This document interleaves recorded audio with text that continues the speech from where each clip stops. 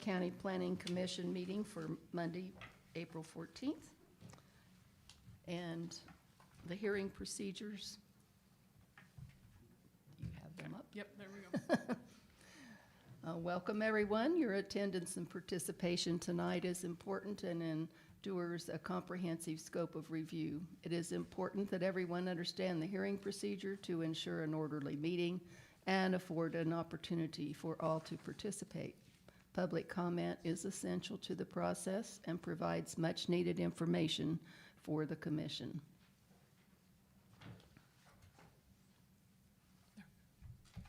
They have this, okay. The chairperson will call the public hearing item. The planning department will present the staff recommendation. Commissioners may ask questions of staff, presentation by applicant and/or representatives.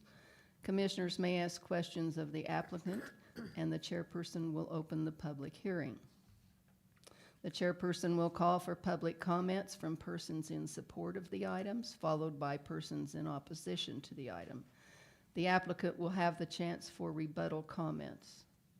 The chairperson will close the public hearing, and the commissioners may ask questions, have discussion, and then take action. We'll have roll call. Still have some more hearing I'm sorry. procedures. It goes on and on. That's right. Speakers must speak from the podium and state their name and address for the record. The chairperson reserves the right to establish a time limit for all speakers to ensure that everyone can speak. The designation of a spokesperson for groups sharing a common point of view is encouraged. All comments and questions will be directed to the chair from the podium and not to the applicant, the staff, or the audience. When the hearing is closed, additional public comments are not permitted. Okay, so now Okay, time so for now roll we'll have call. roll call. Jeanette Johnson, Present. Chad Gearhart, Here. Rosa Cavazos, Here. Terry Robinson, Present. Myron Lenwetter, Dan Bryan. Present. Okay, so we have 5 people present. So with 5 people present, we have a quorum. Jeanette, do you want to do a time limit for speakers? Oh, That's the all right. chairperson's election to do, and you can set it at a time of 4 minutes, 3 minutes, 5 minutes. All right. We can have it For the set for speakers, we'll set a time limit of 3 minutes when we get to that point of the public comment. public hearing. Okay, so we'd set it for 3 minutes. Okay, so before we start the first item, let's get back to communications from the public to staff. In front of you, you did, well, as a part of the information that we had sent you, we did include 3 comments that had come through shortly after the last meeting that we had in September. And then we did also have an item come through today. So for the items that came through shortly after the meeting,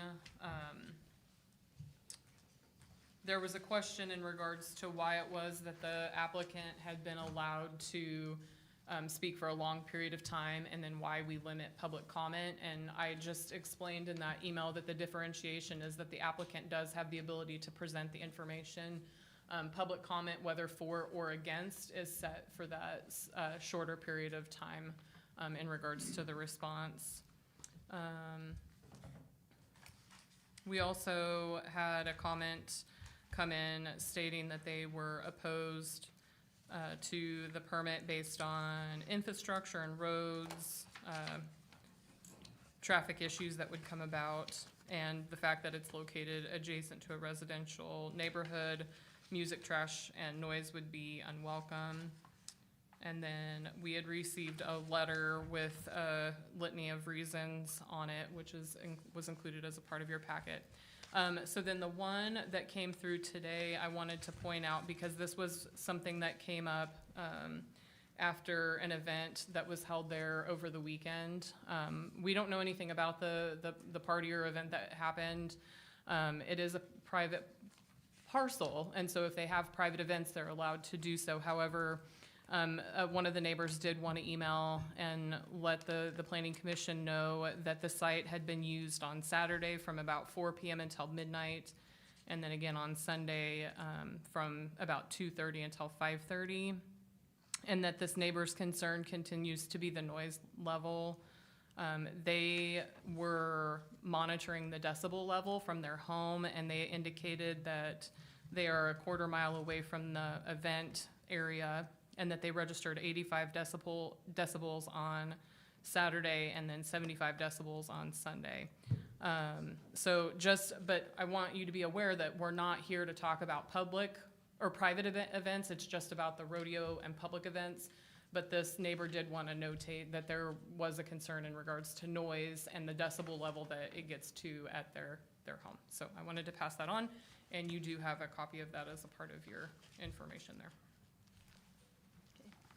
Have there been any ex parte communications by members of the commission? No was reflected. Declaration of conflict of interest by members of the commission? None? All right, then we will call for the zoning and subdivision item on our agenda, continued by the Planning Commission on June 10th and September 9th, 2024. CU 2404, requesting a conditional use permit to establish a rodeo event venue on property zoned RA1, Rural Agriculture District, and located at 6320 Southeast 45th Street in Tecumseh Township. Okay, good evening, everybody. Just a reminder that we are being live streamed tonight, and we do have a recording of minutes taking place, and so make sure to speak into your microphone so that not only is it amplified for the public, but can be heard over the live stream. As mentioned, we are here for CU 2404. I'm going to go through a little bit of history. I believe all of you have heard this item on one or maybe two occasions, except for Commissioner Bryan, who joined us after the last time that we considered this. And not only that, but for a history of the case as a whole and for the general public, we wanted to go through the history. So we have the general location map up on the screen here, and it is located by that blue star. It's located right off of Southeast 45th, east of Shawnee Heights Road, not far. This is a vicinity map, so you can see where it's located in regards to other neighbors surrounding and the farms that are surrounding, as well as the Shawnee Heights schools along the road there. This is our 1,000-foot notification. So by statute, we have to send out notification of any zoning change to anybody within 1,000 feet within Shawnee County or the unincorporated county. If a city limit would butt up against that, we only have to send out notification to 200 feet. But in this case, it went out 1,000 feet around the entire circle. Now, we do know that we've had a lot of contact from people that are further outside of the 1,000 feet who feel like they're interested parties. And we agree that everybody involved can be an interested party. However, by law, this is what we're required to send out. In regards to the site plan, this is the site plan that has most recently been submitted to us. I'm gonna X out of this and pull up. We did have it as a separate copy that can be increased or decreased if you have specific questions about the location of anything on the site plan. Just make sure to ask if you want to see this up close in regards to what it is that they may be planning or intending on this site plan.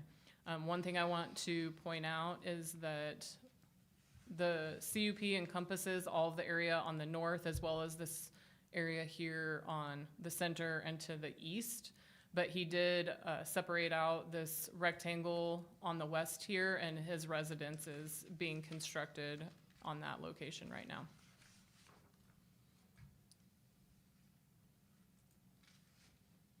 Go back to this and it's going to make me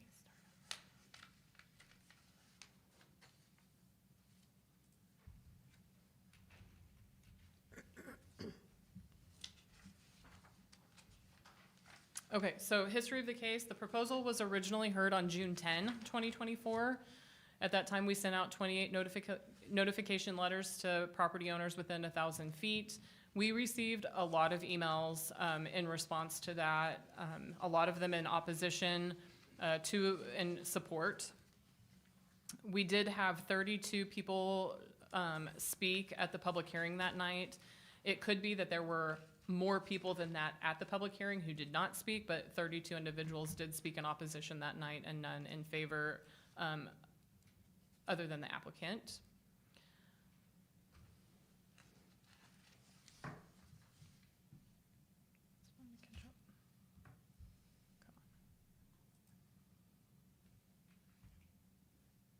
Okay, so the property is historically, oh goodness, it's gonna now catch up.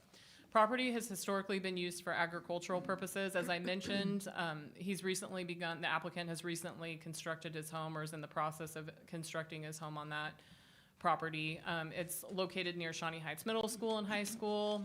It's east of a residential neighborhood. To the north and east and south, there's mostly agricultural land with some residences that are located on those ag land parcels. In the original staff report, I had identified a list of concerns in regards to the proposal that I felt like needed to be addressed. And when we made the original report and proposal to the Planning Commission, I had found that the request did not satisfy the golden factors at that time. I did recommend that either the Planning Commission recommend denial or a continuance of the matter in order to allow the applicant to give us additional information or answer some of those questions and concerns. I'll take a second to remind you that all of your decisions that you make are based on the golden factors, and if you look through the staff report from today, we did list out all of those golden factors to make sure that you knew what each of those were and how we felt the golden factors were affected. Golden is case law from the, I think, 1970s out of Overland Park, and the Supreme Court has found that so long as the Planning Commission and the Board of County Commissioners or the municipality who decides these cases considers at least those factors, they can consider other factors in addition to that, but as long as you consider those factors, they deem the decisions that you've made to be reasonable and not arbitrary. And so we always recommend when you're deciding a case that you look at those factors to determine the decision.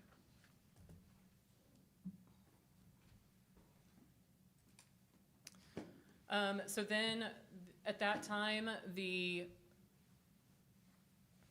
request was for, after discussion, a motion was made at that time to defer the action until August, and the motion passed 4-0. Before the August meeting occurred, the applicant did reach out and request some additional time and that they could be heard instead in September. So we did continue it till that September public hearing date. On August 15, we did receive a traffic study analysis, and we sent that on to our Public Works Department. Public Works did have questions and concerns in regards to that traffic study, and so some emails went back and forth between the consultant and Public Works requested some things to be reconsidered and identified things that he felt like needed to be addressed in regards to that traffic study. I specifically consulted with the applicant's consultant at that time and made it clear that I had to have information by August 23 in order to be able to prepare our staff reports and get everything ready for the September meeting. We didn't receive any additional information prior to that August 23 deadline, and so the recommendation at that time from planning staff was that the case be denied. And that was based again on the golden factors and a review of all the information that was presented. So then on September 9, the second hearing commenced, and we provided an update regarding the proposed rodeo venue. We did publish new legal notice in regards to that hearing. We did resend out notification letters to everybody within 1,000 feet. We sent emails to everybody who had contacted us by email in regards to the meeting with information. And prior to the public hearing, we had 2 neighbors email requesting an update, and then 1 new email was received in opposition to the updated proposal prior to that September meeting. Again, we identified the golden factors and stated that while no one factor is controlling, that all of the factors were considered. We did recommend to the Planning Commission that denial of the conditional use permit be considered. At the meeting, one person did speak in favor of the proposal and 4 people spoke in opposition. Now, I wanted to comment here that we were very specific to those that were in attendance, that they couldn't get up and reiterate everything that they had said at prior meetings. They were only to address the new information that had been presented as of that date. The applicant did prepare and present a PowerPoint at that meeting with a bunch of additional details, and including, updates to the site plan and the noise study. But when the Planning Commission asked staff whether or not that was enough to satisfy our needs, my response to that was that it hadn't been submitted by the deadline, and so we had not had the opportunity to review all of that information and send it out to the reviewing entities for comments. And so I recommended at that time that if the Planning Commission wanted to consider that additional information, that the case be deferred again, which is what happened. So at that point, the Planning Commission voted to defer action with a 5-0 vote. At that time, what I indicated was that in order to reschedule it for another hearing, they needed to get us all of the information prior to one of our Planning Commission deadlines. And I did that because what had happened the time prior is that we had sent out notification about meetings, and then when it got continued, we had to send them all out again. And so every time we have one of these public hearings, we're publishing notice and we're sending out letters and emails to everybody, and that takes a lot of time and money. And so unless we knew that it was going to be set on a specific date, we didn't want to schedule it for a specific hearing date. So then on February 21st, the applicant did submit to us an updated PowerPoint. February 21st was the deadline for this meeting today. There were some emails exchanged back and forth to let them know that it wasn't enough information to provide us to consider and send to you. So on February 24th, they submitted an updated business plan. And then on the 25th, they submitted the stormwater management report, which I believe we'd already had, but they sent it to us again. They sent a revised site plan, and then they did submit the noise study that they had conducted and had talked about at the September meeting. We did send out notification letters to everybody within 1,000 feet. We sent emails to everybody who had attended the June and September meetings and had given us their contact information, as well as published notice in the paper and put everything on our planning department website.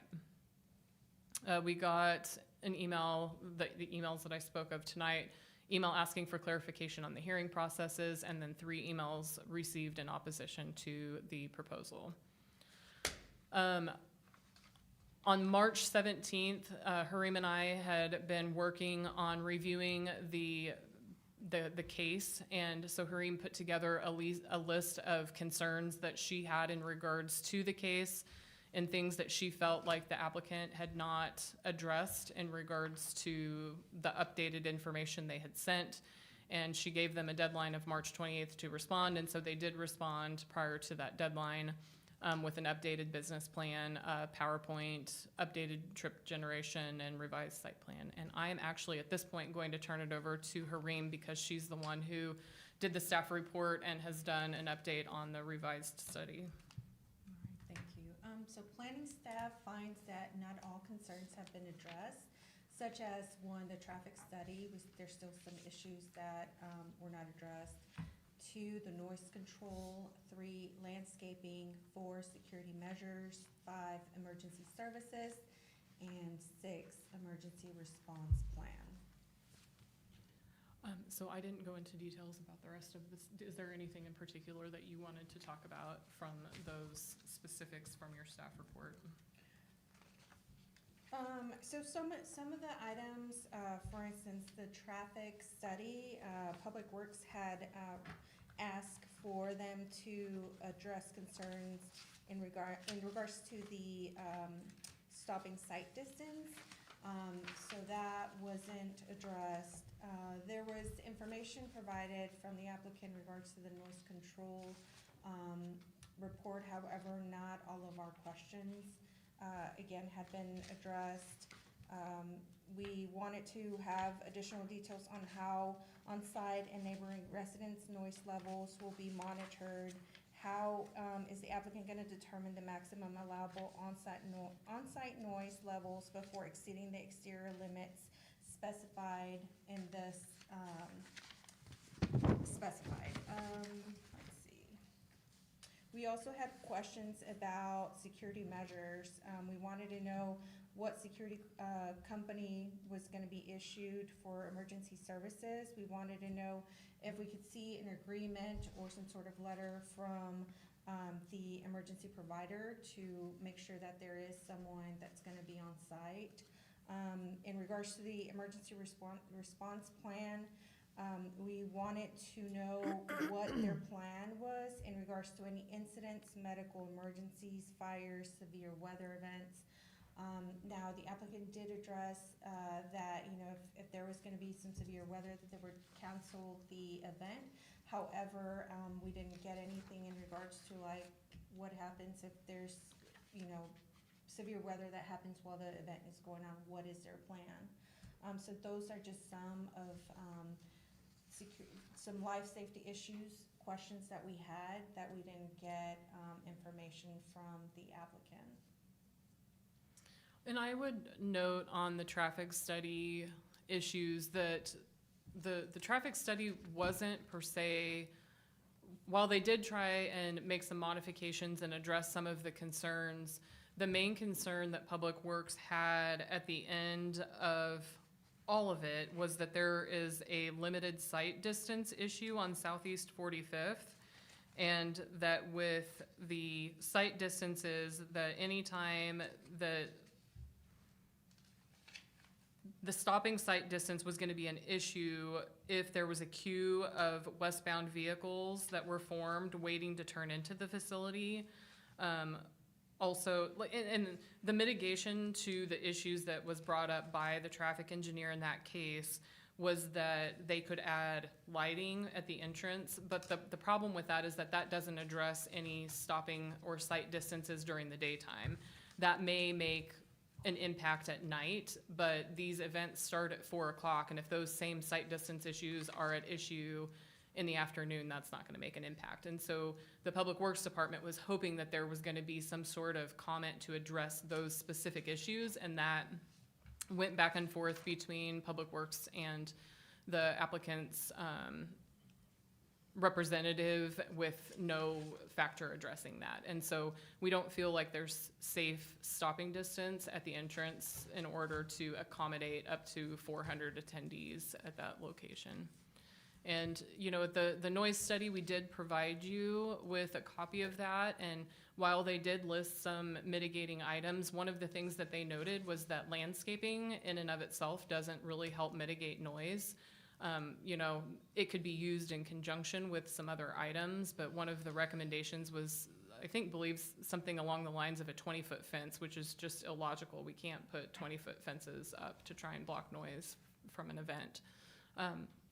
So, you know, our question to them was, what is it that you're going to do to help maintain that? And they indicated that they would, you know, turn the sound down, but if you're not monitoring how loud the sound is outside of the area or at the neighboring homes so that you're keeping it to a reasonable decibel, how is it that you're gonna control that? Because you're not gonna know what that is if you can't provide any sort of mitigating control to that.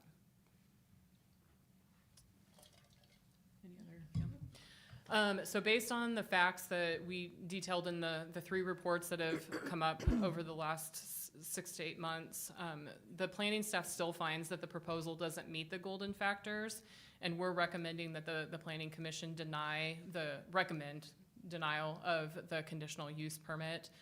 So we would see that motion as follows. The planning commission finds that the request does not meet the golden factors and recommends denial of the conditional use permit request. If you have specific questions for us in regards to those golden factors or in regards to our staff reports or the information that we've provided you today, then please let us know. Do the commissioners have any questions for staff at this point?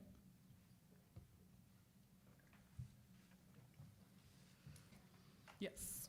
I just have one. Is there, excuse me, is there a reason why the representative wouldn't answer some of those questions for you? Had those studies just not been done? Did they, or do they not know?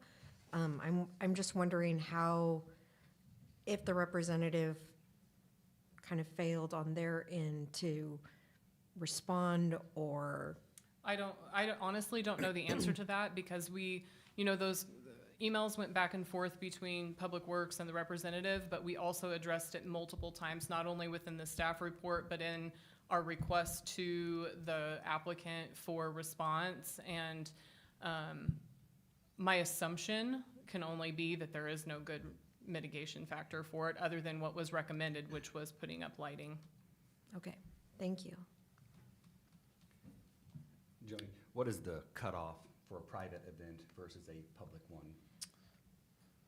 It's loosely, there is no specific. Anything for a conditional use permit would be items that are put out.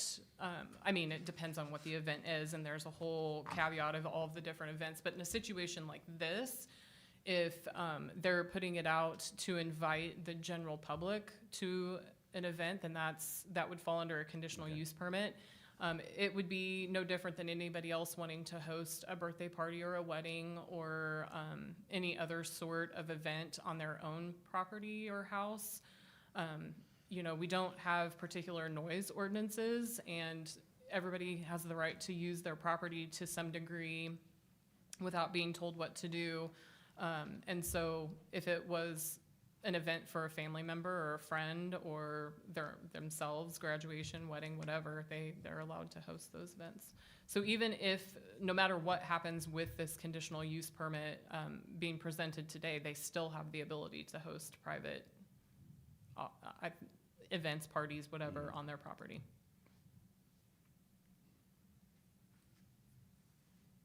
Anyone else? All right, then. The next item is the presentation by the applicant or representatives of the applicant.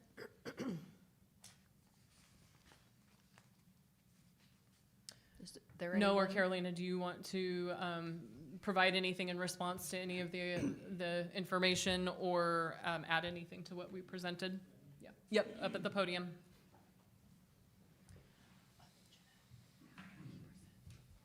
Just don't need to sign it.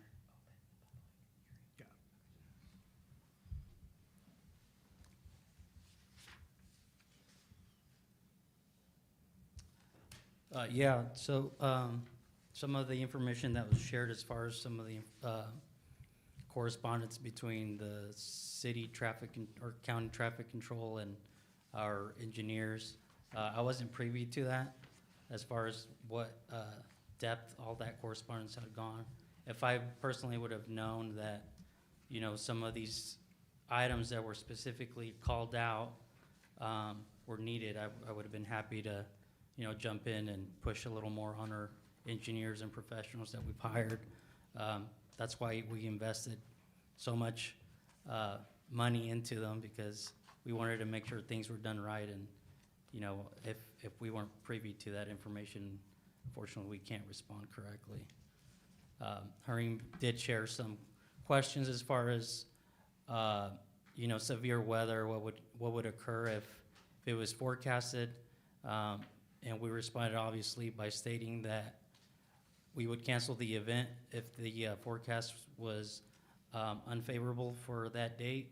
However, that was the extent of our conversation or email correspondence.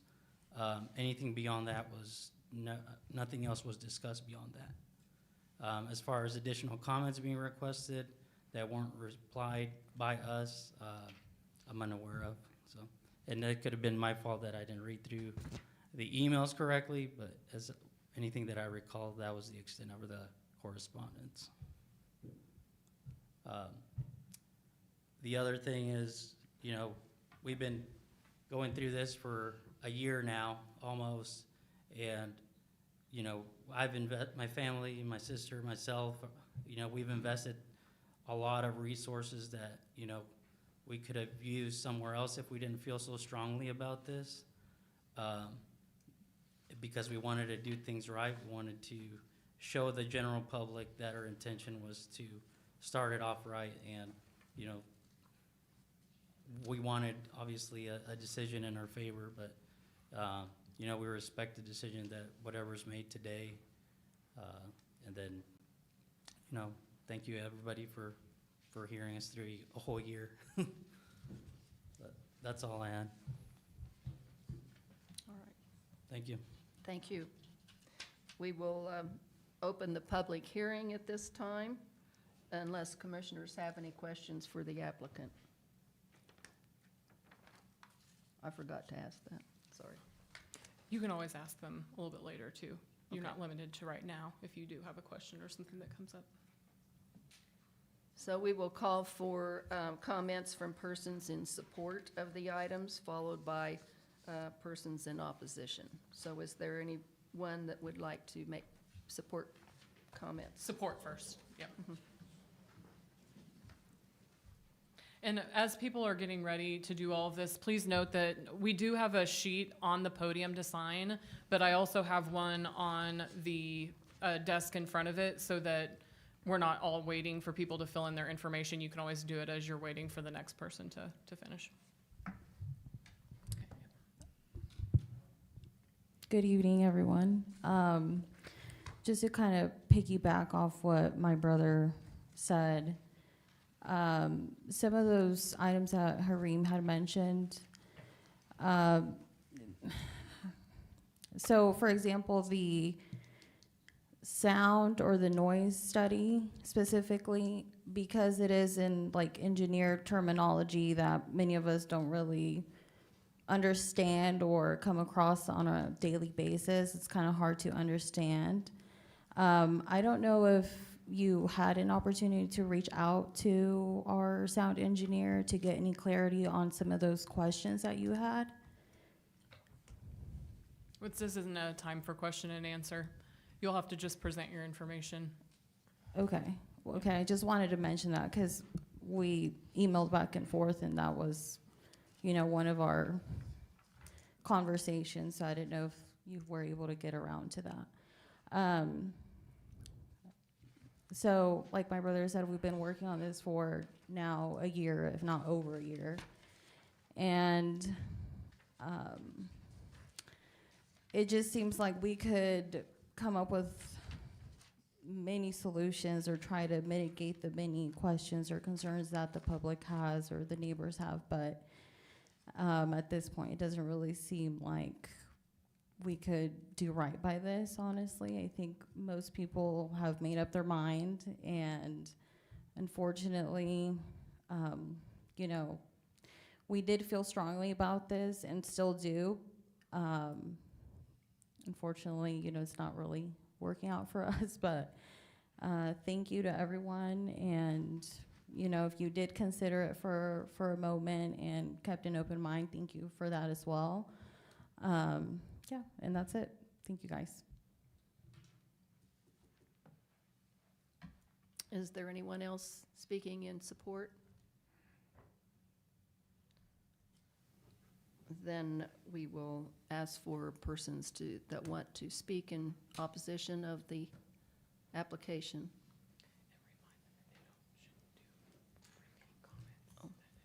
Make sure that this isn't, you know, address new things, not stuff that we've all already heard. Everybody has heard those already or has them in front of them, so.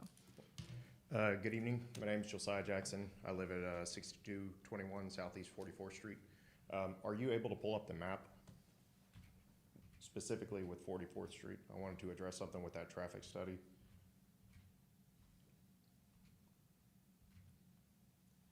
So, well, it's going to be kind of hard.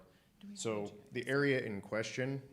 I can pull it up on a GIS map. If you want to start talking, Okay. I can get it pulled Yeah, up. so the area in question right there is right in front of the cemetery. If you are westbound on 45th Street, there is a sharp drop right in front of the cemetery, and then it comes to a rise right in front of the property in question. So there's no way to mitigate traffic coming from the east without raising that road.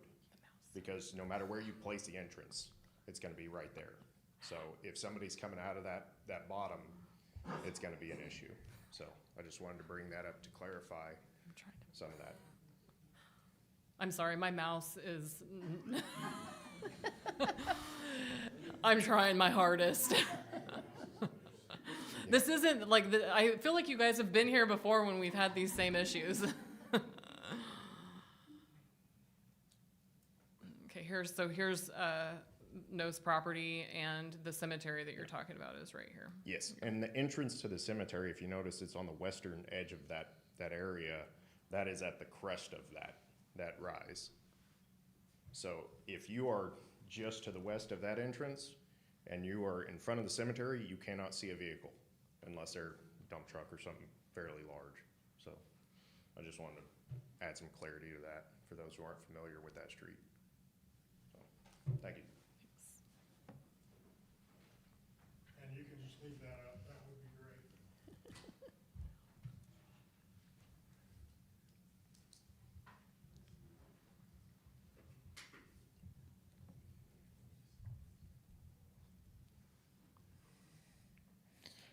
Hi, I'm Kent Diedrich. I live at 6343 Southeast 45th. That drive that comes out of the cemetery right across the street is mine. And I live right on the other side of 45th Street. I have given you all written testimonial in the past 2 meetings, and I hope you still have that. So I will address new issues. Speaking of traffic, Saturday while this event was going on, I was leaving my house about 6 o'clock.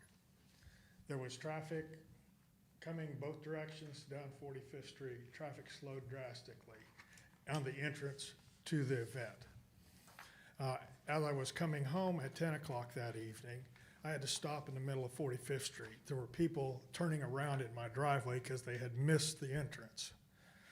So the safety factor for traffic is considerable. The noise issue is an issue that I think we've all discussed many times, and you can see that it is a problem. Saturday, after we went out to dinner, we were over at a friend's house at Lake Javaro, which is another half, 3/4 mile to the north of that. As we were sitting there about 9 o'clock, thought we heard the dog barking. Went out, no, it was the noise from the band. The thunk, thunk, thunk, thunk. So the noise issue is far greater than what is represented with the 1,000-foot area. On Sunday, which, like I said, I'm straight south of that area. I was out back cutting firewood. I was sitting on top of my running John Deere diesel tractor, and the band was playing loud enough I could hear everything. When I turned the tractor off, I could hear every word that was said, and I'm over a half mile away when I'm back where I'm cutting wood. So the noise issue, the only way to mitigate that would be to put up an entire building and seal it, plain and simple. I would like to have a definition of what a private event is. I know that this is not that spot to do that, but is a private event something that you have friends, family relation? What if funds are changing hands? Is that then a private event, or is it a public event, or is it something that is being sold? So that's the biggest concerns we have. So anyway, thank you all very much.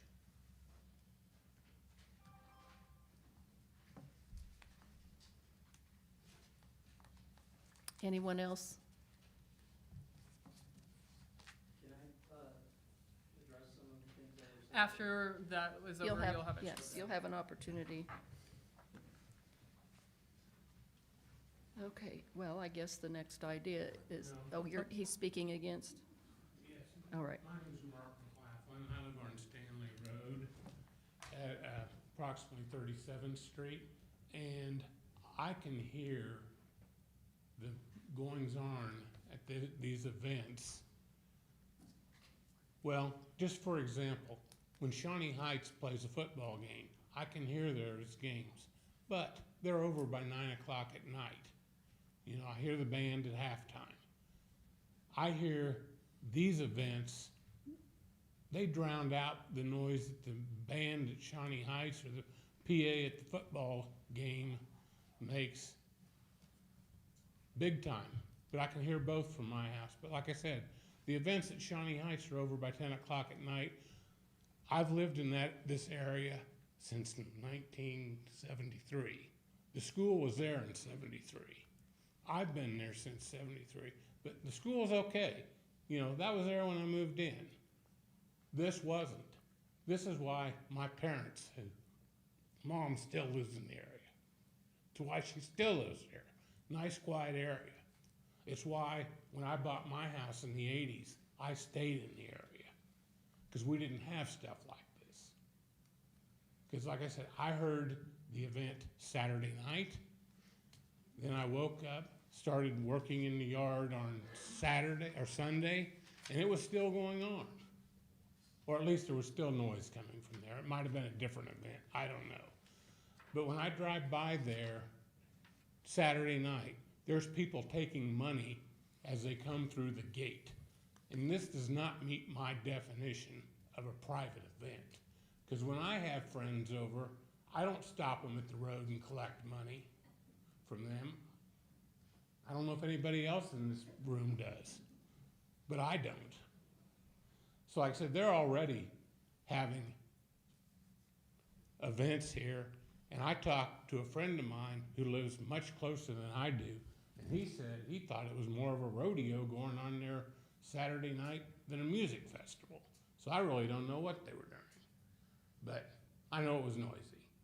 And as far as the traffic goes, I've had the workmen that are building their house pull out in front of me as I've come down 45th Street and come over the hill there by the cemetery, because this drive for their house is one that you have to be kind of careful going in and out of, because there's a lot of, well, anymore there's a lot of big truck traffic on 45th Street, and some of these semis, they move along pretty good clip, and anyone that travels it can tell you they do. And where this driveway is for this house or event or whatever it is not in the best location for getting on and off of 45th Street. But anyway, that's my thoughts, and thank you.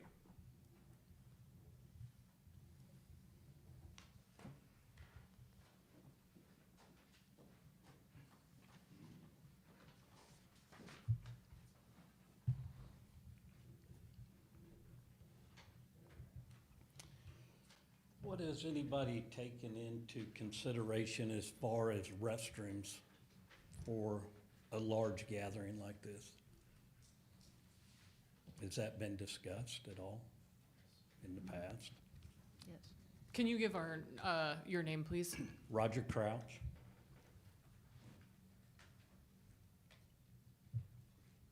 Again, we don't do questions at the public comment timeframe, but yes, it has. Okay. And the hard surface parking for that large of an event?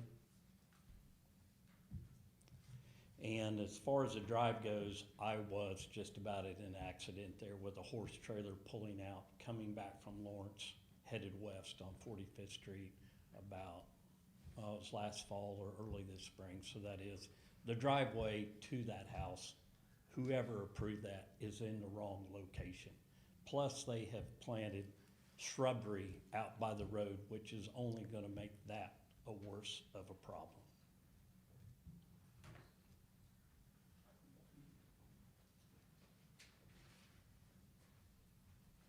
Hi, I'm Marshall Miller.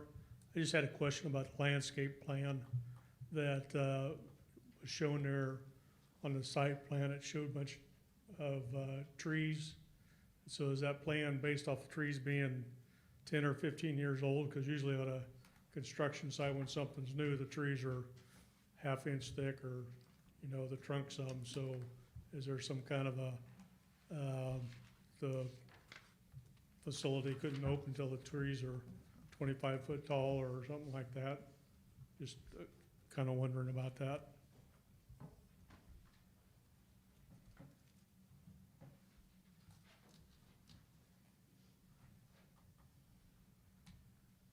Anyone else?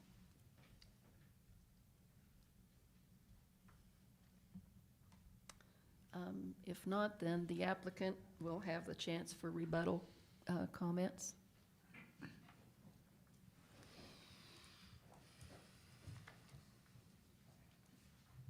So, to address some of the traffic concerns, the existing drive was approved by the county. I mean, we presented where we wanted to eventually build, and that was the location that we were told, that would serve the purpose of entering the property.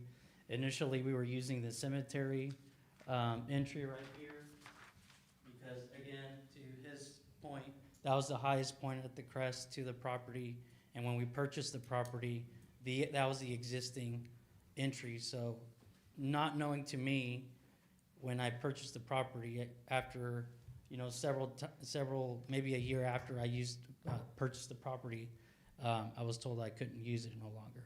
So then that's when the west entrance came into play, and that's why we applied, because we were no longer allowed to use it. And to go back to the rodeo venue, the site plan and where we are basically wanting to put the new entry for this venue would be right beside or in this area here, again, to address some of the traffic issues and site distances, because obviously, as several people have expressed, that's probably the best location for a drive into the property. It wasn't a concern, before I purchased the property, because it was used for, agricultural purposes, but now that I'm gonna be living there, it is a concern for me as well. Having this property here, because initially we wanted to have it somewhere here, or we were using this because, again, it was at the crest of the property. So, like I said, our business plan shows the entrance going right beside the cemetery to avoid some of these concerns with the traffic and site concerns.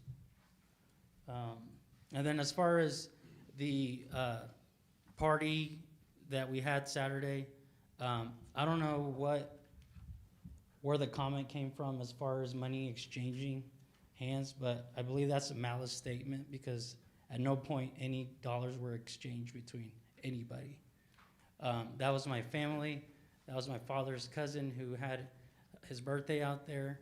And, we're a really big family. We had family from out of state coming to have a good time with the rest of us. At no point, no money was exchanged. And that's something that I really feel strong about, that somebody would state something that they're unsure of. Because, at what point does it become a defamable statement? Other than that, again, Sunday, we did have people out there, but it was just our family. Obviously, we had a party which generated some cleanup the next day, and just, organizing our property, and that was just strictly cleaning up. So like somebody mentioned, it started at 2, ended at 5. And that was the extent of Sunday. So that's all I had to say. I have a question. Okay. We've addressed a lot of things, but please answer this one for me. If we do have a rodeo venue out there, would you please state or restate what you're going to do with the animal waste, and with what equipment are you going to deal with that animal waste? Absolutely. So we do have, specifically for the rodeo event, we have 18.75 acres, I believe, something around that amount, which gives us enough property basically to disperse, the animal and fertilize some of our properties, because we do have, we want to continue to have hay and broom out there. So, that's what we would use it for. Our neighbor to the east has about at least 50 to 100 cows out there. So, as far as the waste and what we would do with it, it would just be the same as what our neighbor to the east would do, which is, you know, spread it throughout the property and fertilize what's there. We do have equipment on site.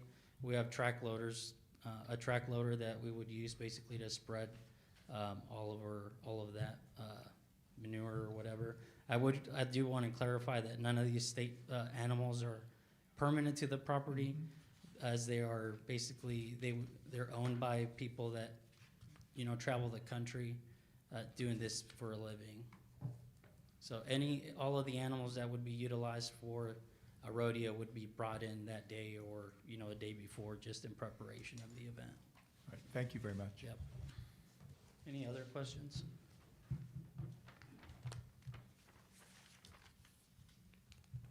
Thank you. Thank you.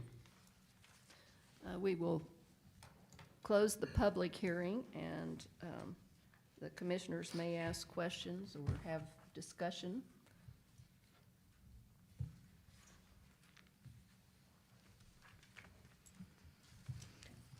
I will start. You know, I want to say that I normally do not come in with any sort of idea how I'm going to vote.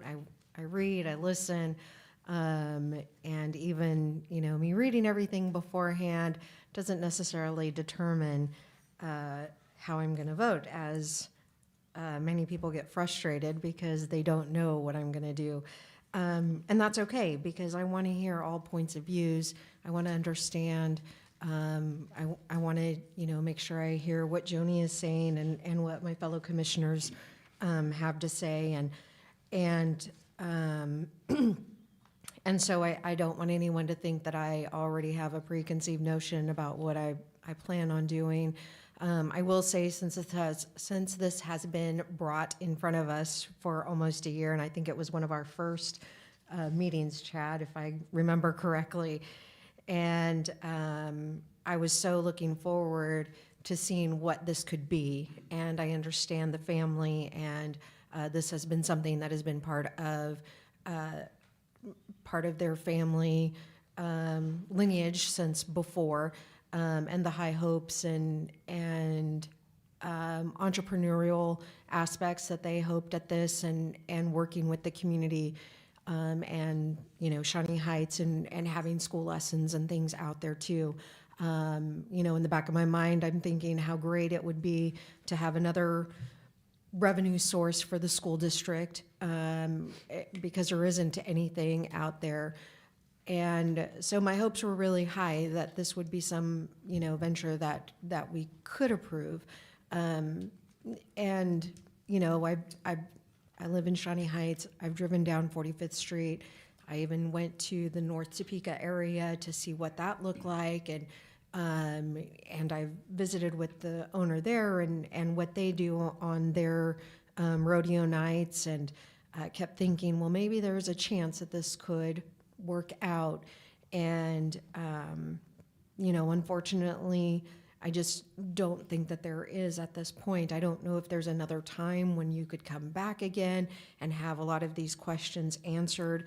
I really feel like your engineer didn't answer some of these questions that we really needed answered, and you know, that's of concern. And so at this time, I don't feel like I can consciously say, yes, this is a vote that I would hang my hat on. But I don't think that you had any ill will in wanting to make this happen, and I think your intentions were great. I think this would be a great, you know, asset for you and your family, and to continue your heritage. I just wish that there were more answers that were in black and white, that I could go and agree with this. And I understand the concerns of your neighbors, and the music and the loudness and the traffic concerns, which, you know, doing the traffic study again would be very important, because safety is always something that's important to me, especially with high schoolers that are driving down that street. That's a huge concern. And I know that came up in another topic of discussion with some Siemens students that were driving down the road. And, you know, again, I felt that was of huge concern, and that if that was of that big of a concern for those patrons, that they needed to talk to their Shawnee County Sheriff's Office about that. So right now, I don't feel like I can vote for this, but I do understand where you're coming from. I understand where your neighbors are coming from, and so I empathize with everyone, but it's just not a good decision at this time with the way everything is laid out yet.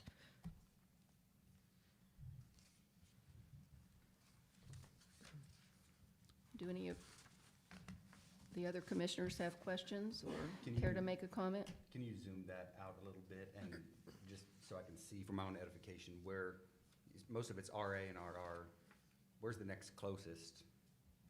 I mean, this is all agricultural and residential? I mean, I'm trying to think of what all's out there, but.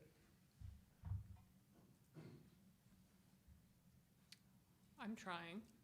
Okay, so I've clicked on the zoning layer and it should pop up. So where this property is, so the dark green is RA, so rural agricultural. And then the light green is residential reserve. And so you can see as this pulls up, as it takes a moment to populate, and I'm gonna keep my mouse here, this again is the rodeo site. And then it is pretty, Okay. so this is Shawnee Heights Road. And you can tell that there's a lot of residential area along Shawnee Heights and then along 45th. It's kind of spotty, you know, there's a lot of agricultural, even within the residential reserve, we have a lot of agricultural use. And so there is a lot of ag use all around and surrounding. You have Lake Javaro to the north and you have Lake Shawnee to the west. You know, you have the quarry over here. And so lots of different stuff going on in this area, not just the neighbors. Okay, thank you. Mm-hmm.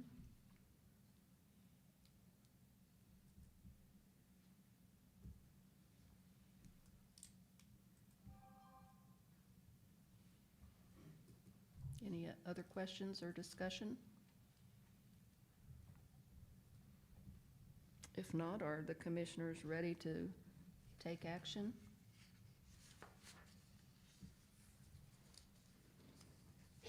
I'd make a motion to deny the application based on the fact that it does not meet the golden factors. I'll second that. Okay, so we have a motion by Chad Gerhart, and we have a second by Dan Bryan, and I'm gonna take a roll call vote at this point. So the motion to deny means that if you vote yes, you're voting to deny, and if you would vote no, you would be voting that you wanted to approve, okay? So, Chad Gerhart, Yes. Myron Lenwitter, Terry Robinson, Yes. Dan Bryan, Yes. Rosa Cavazos, Yes. Jeanette Johnson. Yes. Okay, so with a vote of 5-0, the recommendation is for denial. This will go to the Board of County Commissioners for consideration. So all cases, whether they are recommended for approval or recommended for denial, still go to the Board of County Commissioners, and they do hold a hearing on it at that place. Now, I want to make a big note here on this. The Board of County Commissioners have changed their meeting dates. They used to meet on Thursdays for action items, so this meeting would have been held on a Thursday, but instead it is going to be on a Monday. They, this year, have changed to have their action item meetings on a Monday, and so it will be Monday, May 12. That's different than what would have originally been on the schedule. So Monday, May 12 is when this will go to the BCC at 707 Southeast Quincy. If there's any questions about that, Noah and Carolina, please reach out to us or for any of the public that are here. All right, then, our next item is a discussion on planning-related issues. So we have some solar energy conversion system regulations we're going to be talking about, and that will be, you're welcome to stay, but we won't be having a public hearing on that. He has a question, Joni. Separate subject. As far as, obviously, everybody has been concerned with just the amount of, new traffic on 45th Street. And, this is, separate from the rodeo deal. Mm-hmm. But, as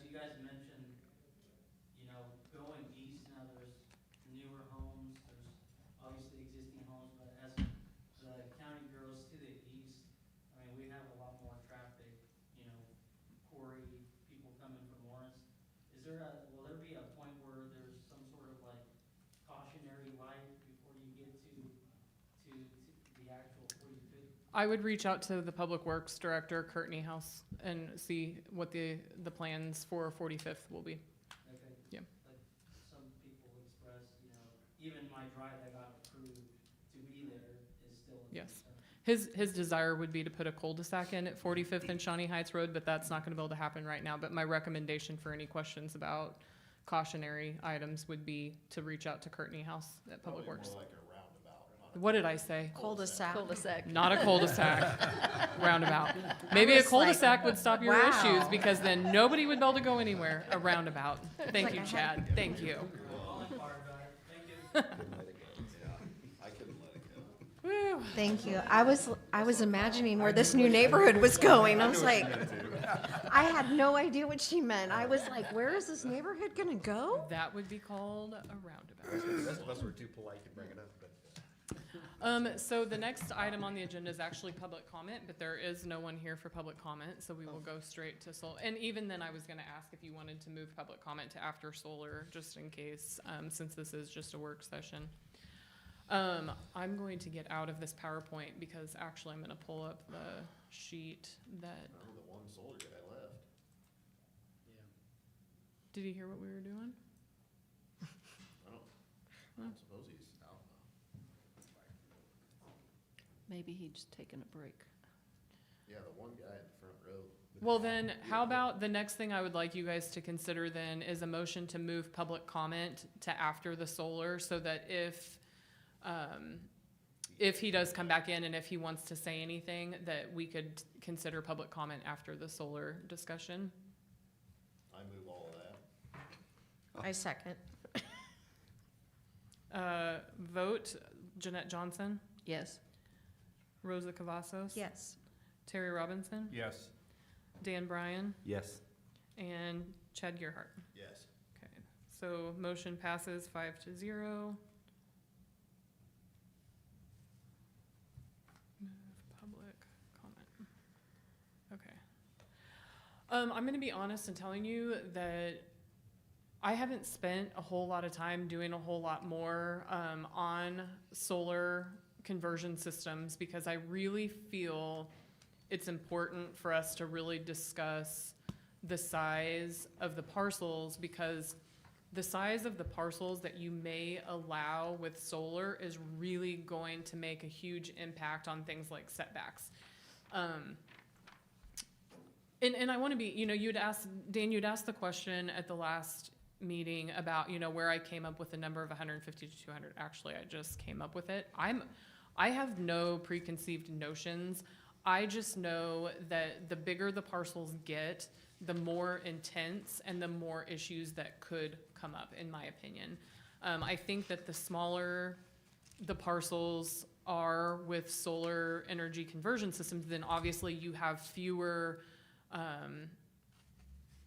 panels, arrays, whatever it may be, on those parcels. Now, also to that degree, though, on a caveat to that, the smaller the parcel, the easier it is to fit it places.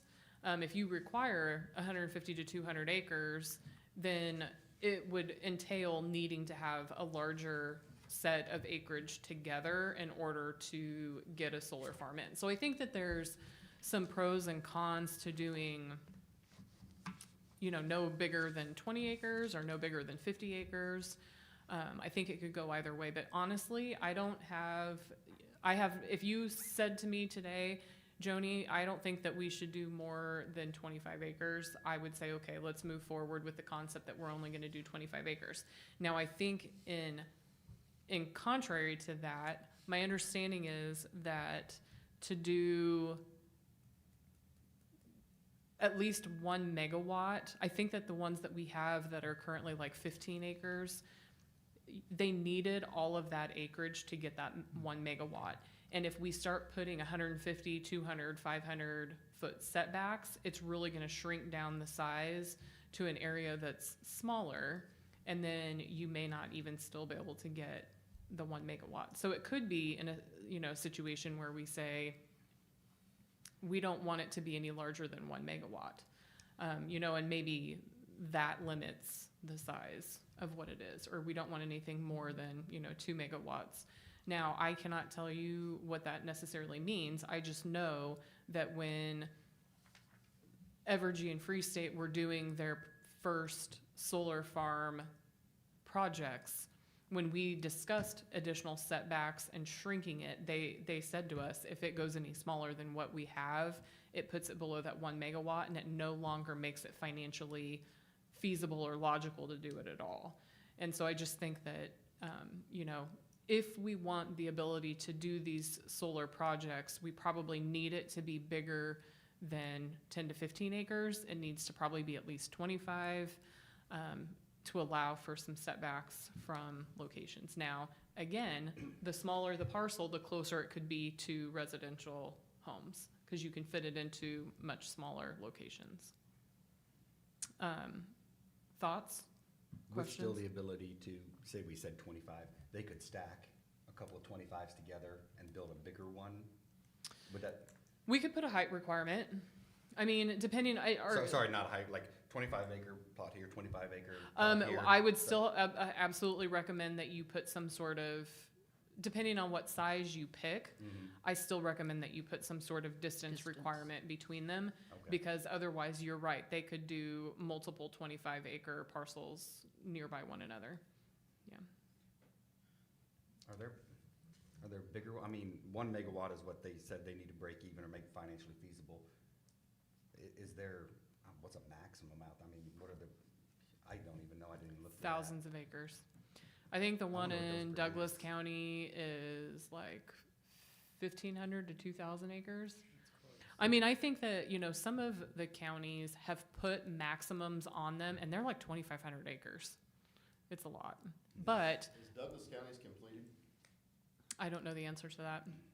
They've had a lot of struggles going back and forth and negotiations on the various obstacles, and they have a lot of reports that have to be accomplished as a part of all of that. I do not think that it's complete, but that would just be my guess.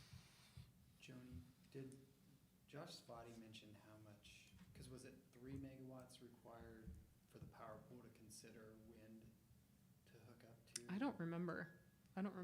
But I don't know that he ever said what is solar. Yeah, development. I don't remember. Well, the point there is, if you're wanting, right, local development, Joni's right, you're probably looking at 1 megawatt. If you're wanting developments that hook into the power pool, they may require 3 megawatts worth of power generation before the power pool would even consider. Mhm.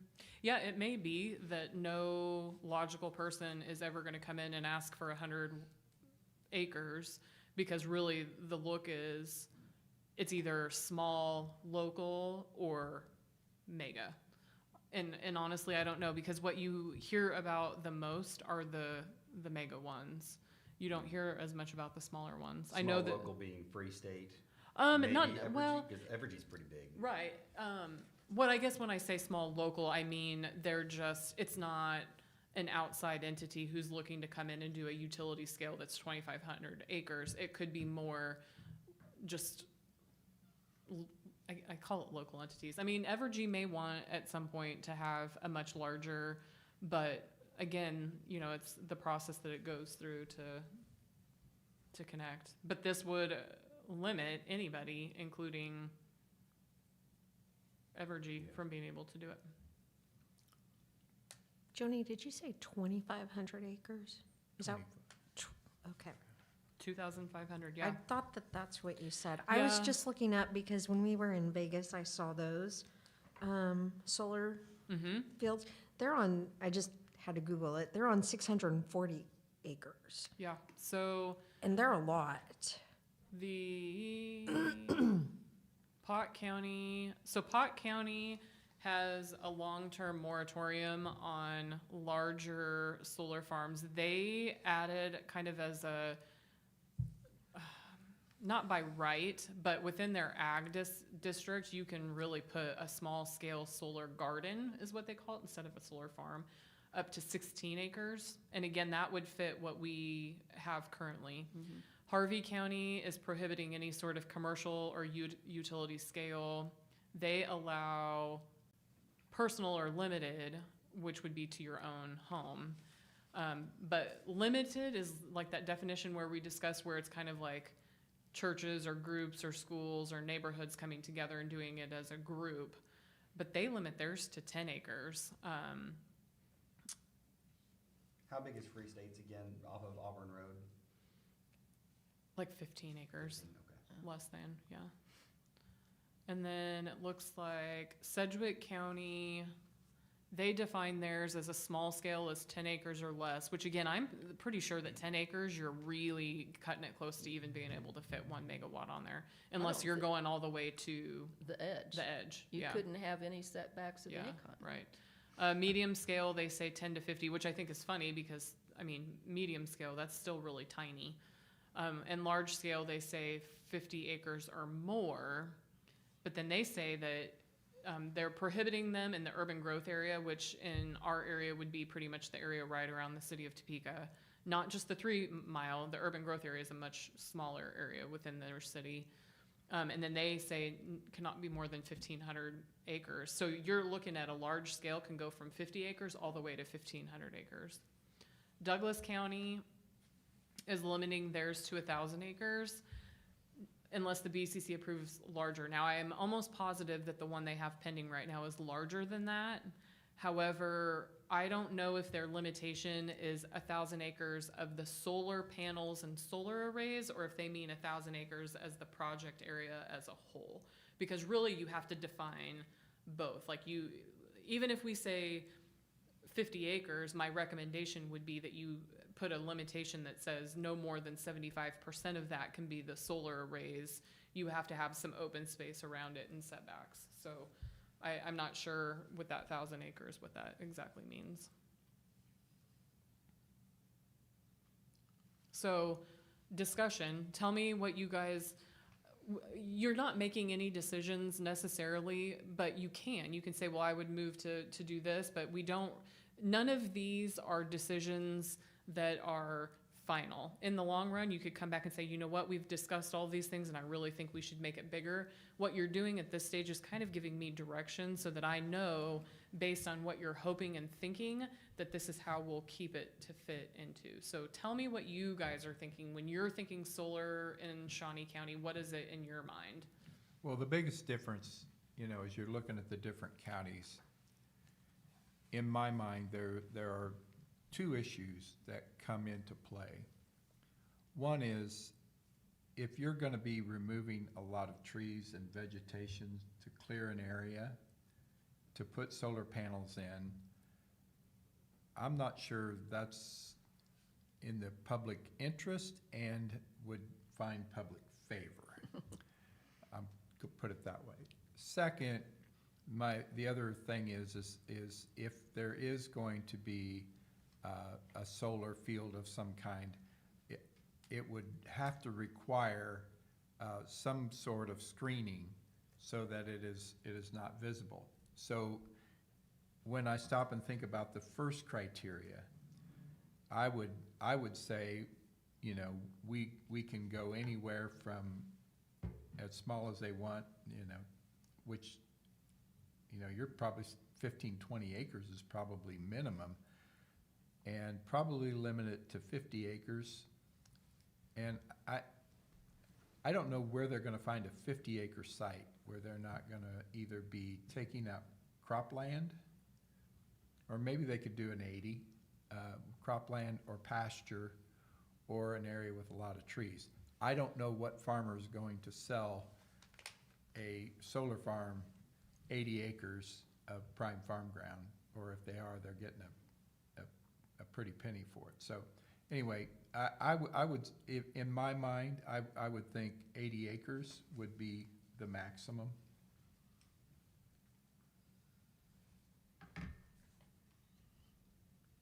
So you're saying like up to 20 for the small scale and then up to 80 for, Yeah, however 80, we want wanna to label it. define it, yeah. And I'm just saying 20 acres, because that's, you've got to get to 1 megawatt with some Yeah. kind of setback.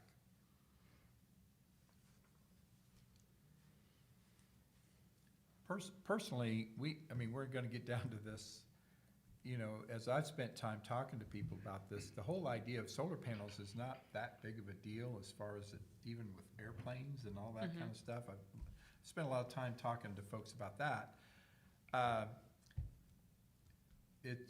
I would be more concerned about if they were gonna put battery storage. That, talking to firefighters, they don't like battery fires. So, I mean, I know that's a whole different discussion. So as far as the solar, I'm not concerned about that if we wanna limit it, you know, to even more than that. I'm more concerned about when we get to if we get to battery storage, which I assume the two things go hand in hand.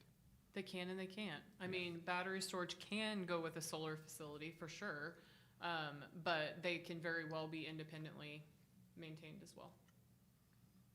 And we discussed last meeting that if they set them up like Free State did next to the transfer station, then they don't have to store it all. They just pump it right in. Yeah, that's correct. Well, I was thinking like 50 acres, but I mean, I could see 80 being reasonable too. I mean, if we can kind of work in that zone, then maybe people who are knowledgeable can tell us if that is, because you don't want to discourage the development of them. And if someone smarter than me comes up here and says, well, we need to get to about 3 megawatts for it to really be profitable. I mean, maybe Free State was smaller, but Evergy might need something more. But if they can't do it within 50 to 80 acres, that's a lot of solar panels in one spot. Yeah, 80 acres is a lot of ground. Are there any counties around that have handled these only by conditional use permit, not by regulations ahead of time? Everybody does it. Well, maybe. What you have to realize is that there's a lot of unzoned counties. And so if you're not a zoned county, really you have no control over it all. They can come in and just do whatever. Yeah, but a zoned county without solar regulations. Well, so how that has played out is that those that have heard about solar coming in have then begun to implement some level of zoning regulations so that they can in turn implement solar regulations. And for the most part, all of them are done through a conditional use permit. If it's zoned. Right. If they're a zoned county, then it's You almost always. wouldn't have to have the set of regulations, you could just condition the. No. individual application. You would, I am, for the most part, we don't know about it if they're just doing it as like a open conditional use permit, not considering anything whatsoever or having any regulations in place. For the most part, what we hear about are the ones who have put the regulations in place for the purpose of doing the conditional use permit.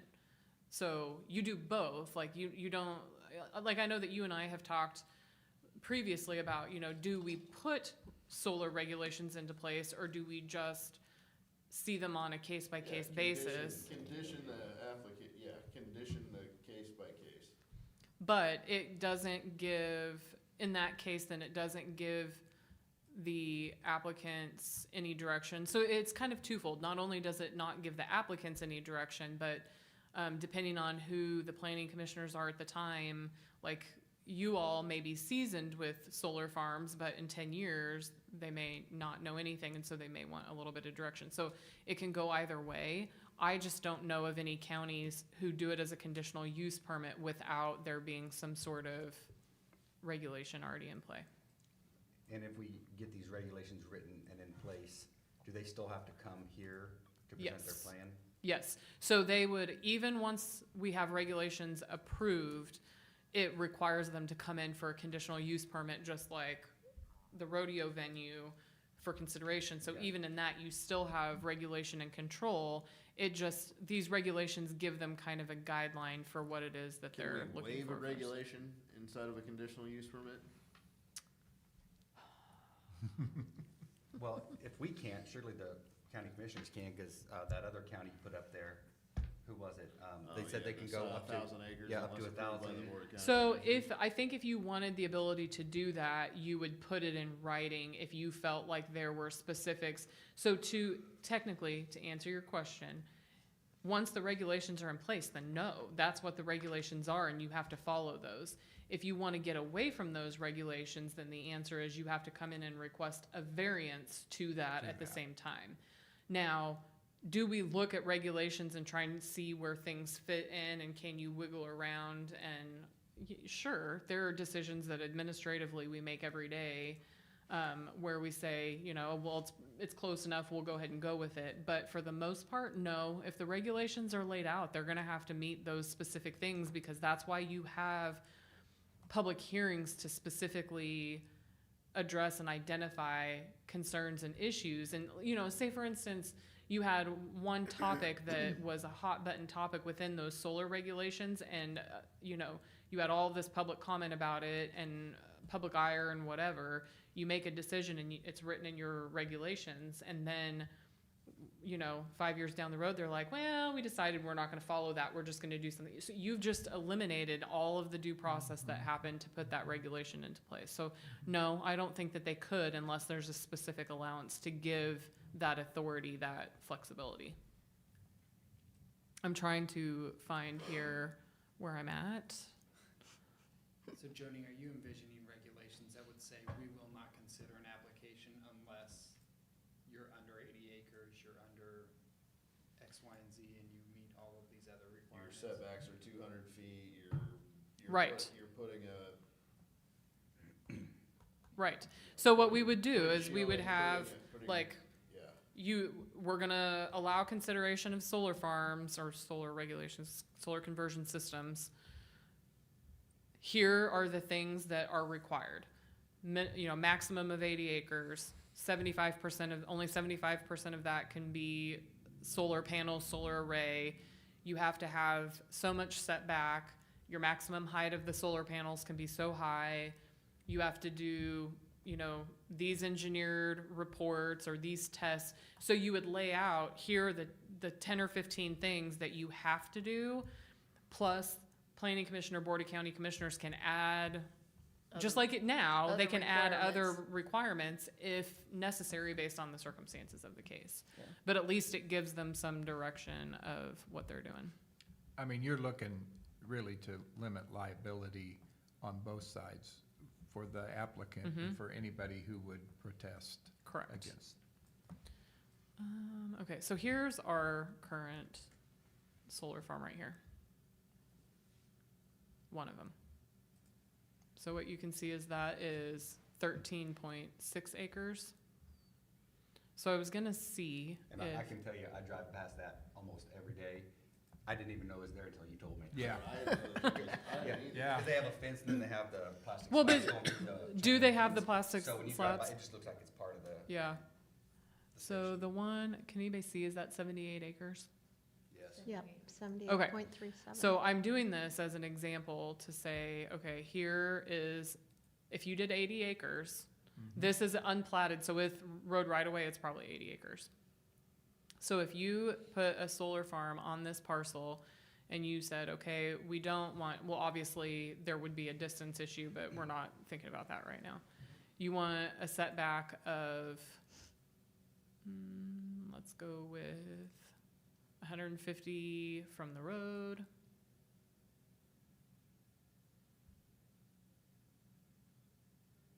So that's about 150 from the road. I don't believe that that's a residence there, so if there's no residential properties nearby, let's see if that one is, and you say you have to be at least 500 feet from a residence. Let's pretend this one, I don't know why that's pulling up that box. Let's pretend this one is a residence and we say you have to be at least 500 feet. So then that means really to the property line. But then we say you have to be at least 200 feet or 150 feet from an ag building, and let's say this one's an ag building, so then you have to be 150 feet back here.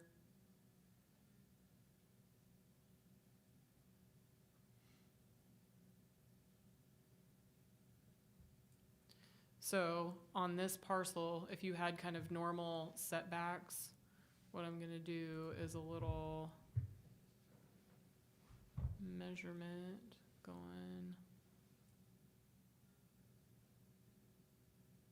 Whose microphone is that?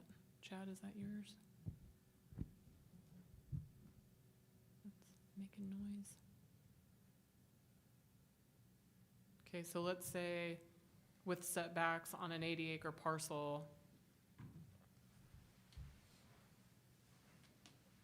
and then you put solar panels, maybe not throughout all of that, but this is 50 acres. So on an Yeah. 80-acre parcel, if you had 50 acres of solar panels, That's a lot of solar panels. That's a lot of solar panels. yeah, I don't know what kind of storage requirements they have, but I mean, that wouldn't be 80 acres of just solar panels. That would No. also be the storage. appurtenances, yeah, roads, and then any. any, but again, if you put any sort of limitation saying you can't have any battery storage on there, there may be, just like with any sort of, transmission or substation, there's probably gonna be some sort of appurtenances involved. So you probably wouldn't have all of that as solar panels, but what you can see is on an 80-acre parcel, if you have 150 feet of setbacks and then have to be a certain distance from residential properties, it could potentially, Be huge. yeah, be pretty big. Yeah, I'm feeling like 50 might be the better answer with all those setbacks. Because that is roughly just eyeball, 6 times larger than the one across the street? You probably put about, 6 of those in there?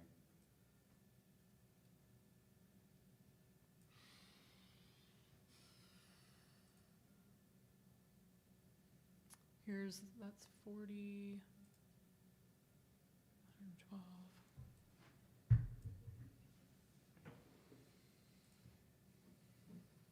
40, it looks like there's a lot of 50 acres that may not be as, 40, Yeah, 20, 40, 40, 60s, 80, yeah. 60, they're gonna be more in the realm.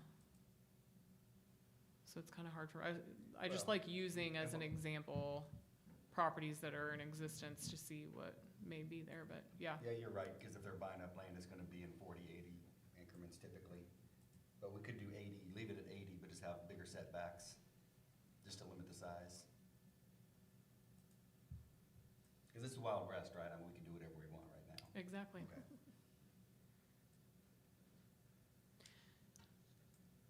Yeah. Yeah, I don't see any specific property here that's helpful, and that one's 75.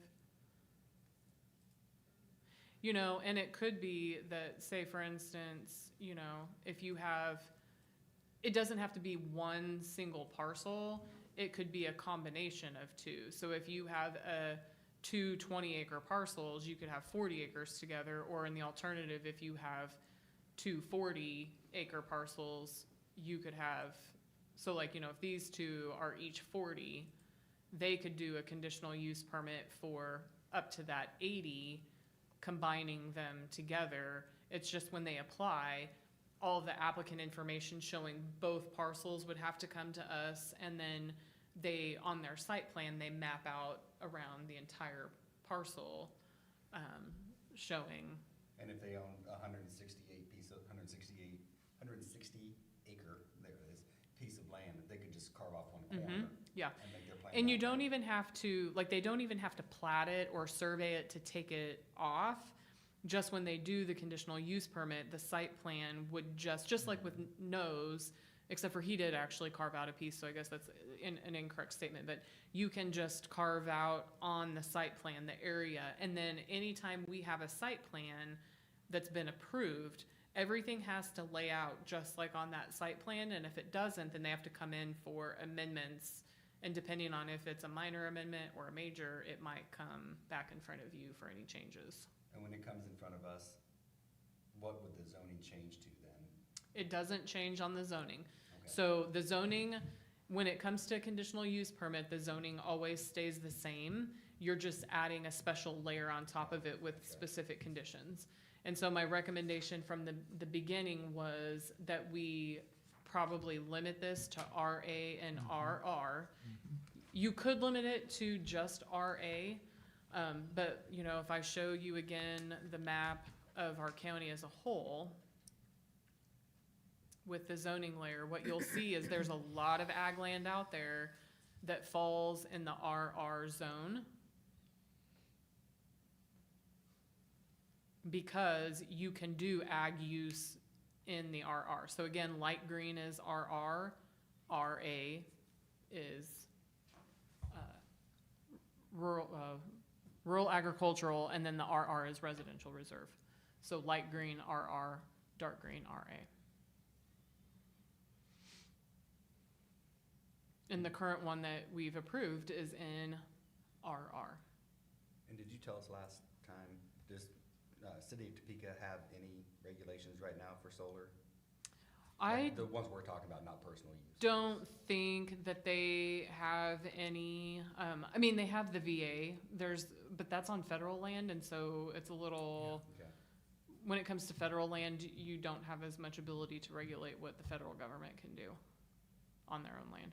But even if that were in the county, because it's for the use of the hospital complex, Right. they would be allowed to do it anyway. It could, yeah, that's right.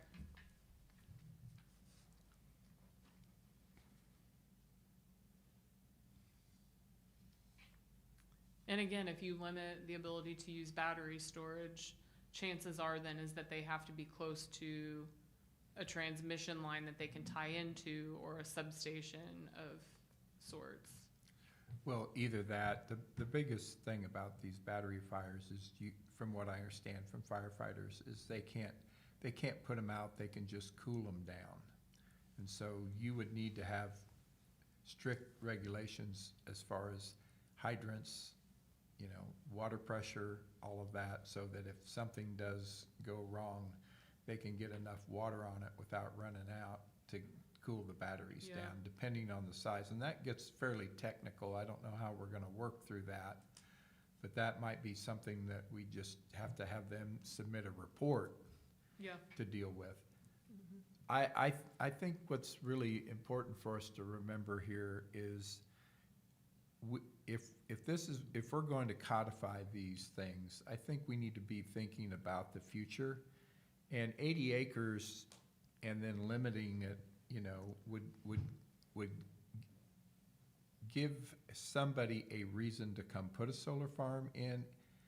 And if there's multiple areas in which they could go in, then you could create enough energy. But you know, I think energy, not for us, but for 4 generations down the line, I really think we need to be thinking that far down the line, because I don't know how we're gonna be producing electricity with our current thoughts of nuclear and coal. Well, and you have to remember that our version of solar farms now could look very different than what solar looks like in the future as well. They're gonna continue to Right. evolutionize Mhm. what a panel looks like and how they can gather that energy. Transmitted will be the biggest issue. Okay, so I've heard 50 acres and I've heard 80 acres. So any other input, Chad? Chad doesn't want regulations. I can see it on his face. I've heard it in his questions. Chad wants to just do it, talk about Wild Wild West. He wants them to just come in and tell us what you I think, get Chad. all of your points. Well, about having regulations. I mean, I've been the guy that has sat on the other side of a lot of these boards with rock quarries, you know, which are always highly contested. They're a sensitive subject. You know, I've been to multiple counties, and I just, you know, it depends where it's at in the county. You know, it depends, there's just a lot of different things that, you know, go into a rock quarry, that I hate just walking in somewhere and having a set, you know, here's your regulations, either you, follow these or it doesn't work, because, you know, it may work. That's why I asked if we could take out a regulation. You know, like for the solar, for instance, you know, we're zoomed in tight there where there's a lot of residential homes, you know, where we drew that 50 acres. You know, you migrate a little farther out, there's a lot of more expansive open spaces of some land that, you know, may not be suitable to graze cattle, may not be suitable to, you know, there's a lot of rocky ground out there that, you know, you can't farm, you can't do anything with, you know, that potentially a bigger one fits on. You know, does it sit down in a valley? At that point, you can't see the solar panels from the road. You know, do you need to screen it at that point? You know, natural buffer, you know, entrances in and out. You know, do we need to talk about road maintenance? The road maintenance isn't gonna be the same, for one solar farm versus another solar farm. So I'm gonna pull up, as you say that, I've had conversations with the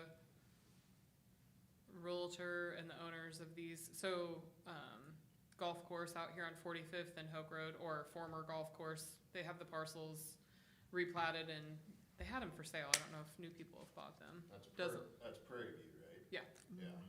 So I've worked on multiple occasions with the owners of the properties right across, and what you'll see here is they have transmission lines that run through right here. And so they own like 600 to 800 acres over here, but they're in like 200 or whatever chunks. But some of them are kind of landlocked, and they've talked about, on this one right here, it looks like it's 160 acres. You know, is this suitable instead for a solar farm, because they are right next to the transmission line? And I do believe that there's rockier land out here. Right, so if that specific parcel, if we write these regulations for 50 acres, that specific parcel, that might be the best fit in the county for a solar farm, they can't come to us. Well, so when they talked about it, they talked, 40, 50 acres. They weren't gonna do massive. Not the whole thing. No, they weren't gonna do massive. But again, it depends on who owns it and what they wanna do. Sure, but back to it, Yeah. you know, a property that size, Yeah. if we limit it to 50 acres, you know, that's out, I mean, that's a It's great, an all-no. yeah, that's a great example of a piece of property. Well, that- and on that one, couldn't they could stick 50-acre farm in one corner, move over 200 feet or whatever we set. I mean, those are the setbacks. but I Whatever mean, depends whatever on. If we say they can't be within so far of each It depends other. on how far of a distance you put in between. Let's see, and the more he's talking, the more I'm agreeing with him. But that's probably not a good thing. Well, no, I like the fact. That's a good thing. I don't think, we're not trying to, are you writing bad notes about me now? No. Let me see your face. Well, no, Dan, note to self, Dan Bryan at. I'm gonna move to the other end of the table. Agreed with Chad. But, I mean, rather than getting. It's all this is being why I keep going recorded down the rabbit anyways. hole When I read like Cedric County stuff and all that. Yeah. If we just had some, because I like your idea of having some guidance, so someone doesn't just come in willy-nilly. I mean, they need to know kind of what to prepare. We're gonna wanna know what your plan is for storage or transmission. But if we just had more overarching guidelines to get them started, and then that way they show up and it's, because everything comes down to Yeah, one I mean, time. you know, with a rock quarry, I've never went into a county that was zoned, you know, even the counties that didn't have any regulations, we've never went into one of those counties and opened a rock quarry and just got to do whatever we wanted. You know, that they conditioned us, to what they felt fit the needs of our specific site. So in Shawnee County with rock quarries, we don't have, like, a rock quarry is permitted under a conditional use permit. Period. That's it. Now, I will say that we have a set of probably 25 conditions that we typically add, just by nature, historically, that we've done, because they're the similar situation in almost all cases with rock quarries. And so, from right off the bat, you say, let's lop these 25 conditions on.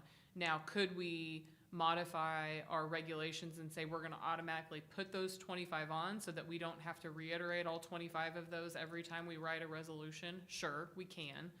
But then again, as Chad is saying, or on the alternative, is it better to keep it open with the concept that we have 25 that we could add, but it could be that those 25 don't apply to every single situation or scenario. And, you know, at this point, we haven't modified the regulations, but it's not to say that either way is right. It's more that our regulations just haven't been modified to. So I think that, you know, depending on the person that you're talking to, you know, one planning director may recommend one way and another planning director would recommend another. I personally think you should have some degree of direction. It may not be super specific.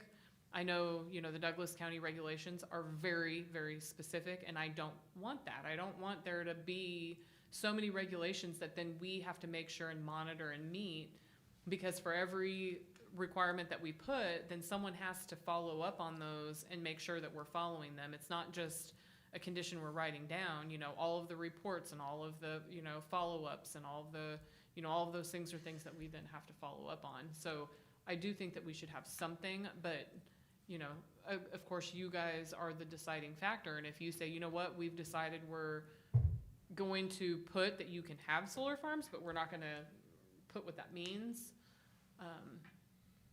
other than maybe you can't have more than 150 acres or 120 acres or whatever, then so be it. That's how we move forward and present it to the BCC. Well, when I read all the different counties and what they did, the one that I liked and the one I followed up on and talked to folks who wrote those regulations, Sedgwick County kind of had, I thought, kind of that clear but not over limiting set of regulations.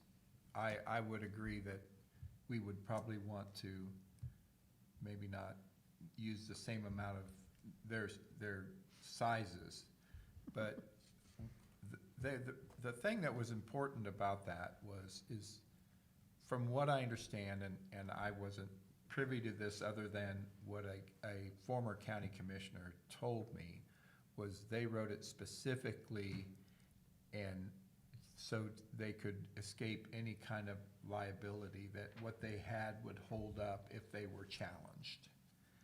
I don't know in your realm of if that's even something that you would want to consider, but they considered it heavily. Mm-hmm. And so, you know, I when I looked at that, I thought that was the best framework. And then, you know, maybe adjust that from there. That's just an idea that I had, because I looked at all of them. Mm-hmm. But the one I liked, the one I followed up on was Sedgwick County, and they put a lot of work and a lot of time actually on it. And so I that's the one I feel the best about to use as a framework.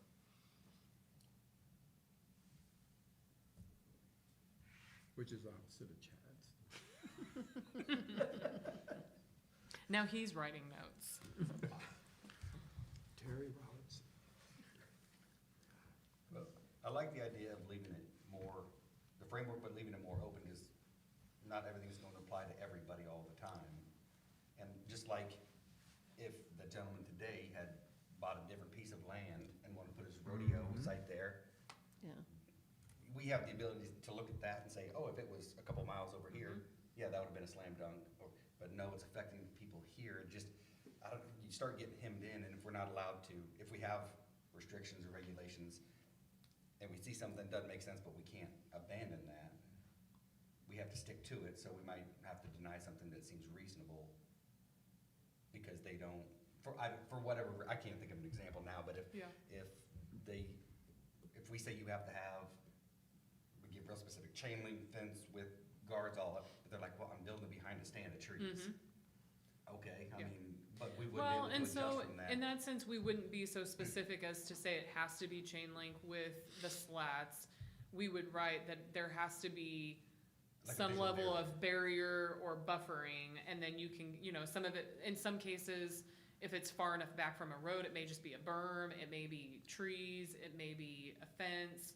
Some of that also has to do, not like you said, with location, but distance from neighbors and roads. And the further you are away from people, the easier that is to do. Yeah. Is there a way to, as we're giving them guidance, just to like list out the things that we would want to see? Like, we want to see what your water runoff and floodplain, you have to have a study done on this, you have to have a, someone, I mean, just lay out, we want you to be able to present these 10 things to us. And maybe we do throw on some specific, if we can agree on specific standards for these, but mostly just make sure that they have all their i's dotted and t's crossed, and I can't even think of all the, but what is your storage or transmission plan? What is your emergency response plan? How are you gonna handle that, the water supply or whatever? And then they can just bring us that information rather than us saying you have to have a building this big or X number of water hydrants. I don't know. Is that harder or easier to write because it's so vague in general? I think that you could, so when I looked at, I believe, Coffee County, several of them had, requirements for you have to require these reports, or you hire a specific kind of engineer, and they are the ones that help present those specific reports to the commission for your consideration. Yeah. I think, it just depends on, again, how many different reports you wanna have, and then with those reports, who's following up on them, and is there any sort of, licensing requirements or follow-ups to that? I think it could go both ways. The other thing to think about maybe would be the more specific you get, if people meet those requirements, then you're almost in a position where you have to grant their request when you might otherwise not be wanting to. Yeah, if we had written up a whole bunch of, I don't know, say rodeo regulations, and he was able to check each of those boxes, we would have to agree whether we thought that was in the best interest of. And just as an attorney, if you make people spend a lot of money to get an application in front of you, they're more likely to continue spending money to challenge whatever decision that you may or may not make. I mean, if you're already $1 million in the hole doing studies, environmental studies. Walking away is a lot harder, yeah. That's a fair point. Yeah, I mean, even with the rodeo, to that degree, I mean, the amount of money that he put into that with the reports and stuff that we required, and then it still gets voted as recommending denial. But to that end, once you get a project in front of someone, even if you get a no, you can come back and refile later. There's a 1-year waiting time frame, but you can come back and file again.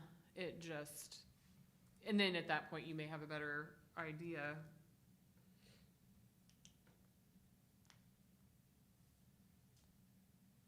I'm game with more generic regulations. I mean, I think that my biggest concern being is size. I think the biggest concern for me is size.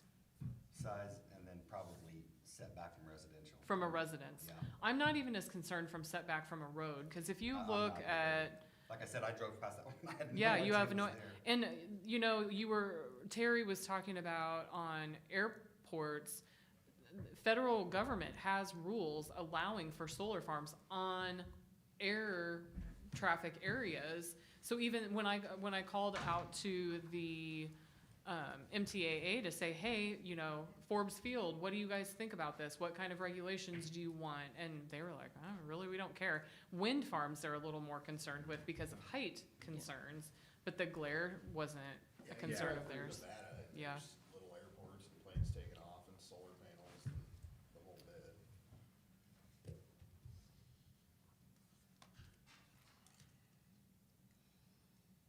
So now are we thinking 50 or 80 acres is not? Yeah, as a max.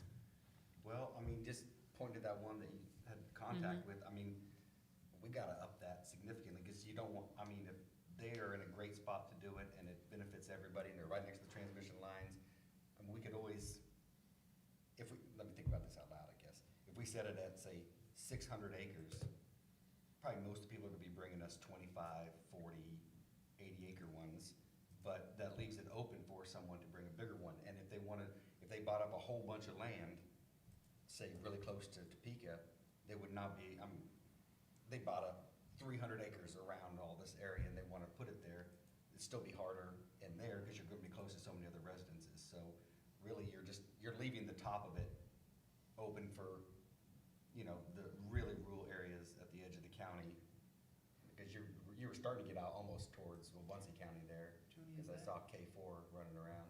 Is that in the moratorium? No. Isn't that close to Cape? And again, the moratorium would be for wind, not solar. And so if we don't specifically regulate it from,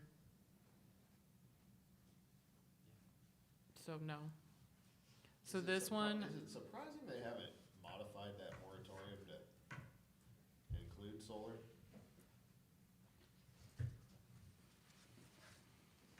I don't know.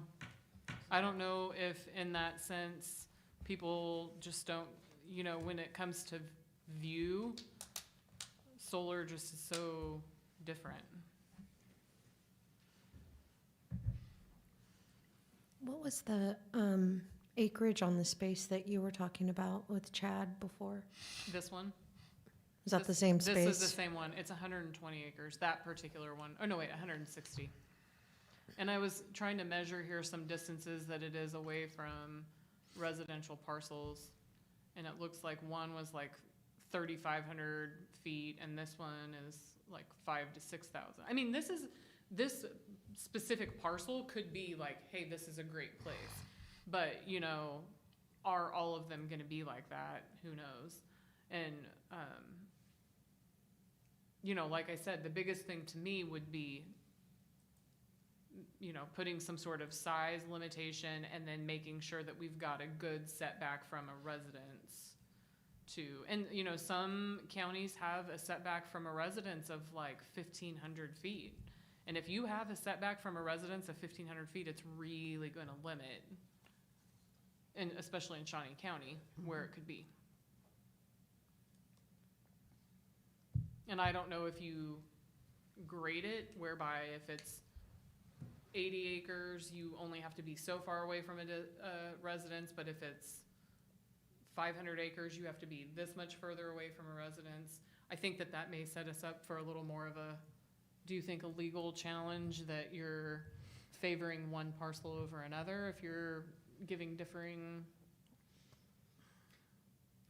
Potentially. Yeah, when you put it like that.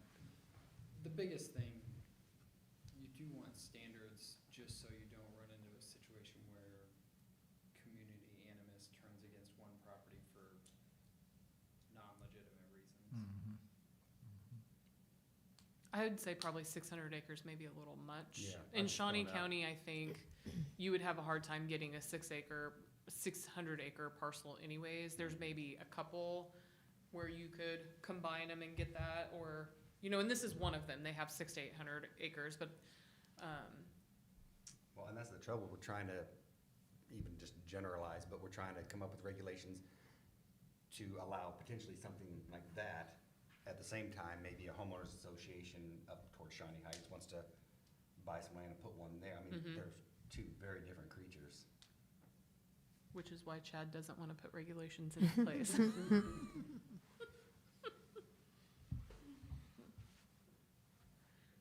So Chad, tell me, if you, devil's advocate, you don't put regulations into place, we allow solar farms with a conditional use permit, and then we get an application for a utility scale for 1,500 acres. How would you feel having that come in front of you with no direction of what to do?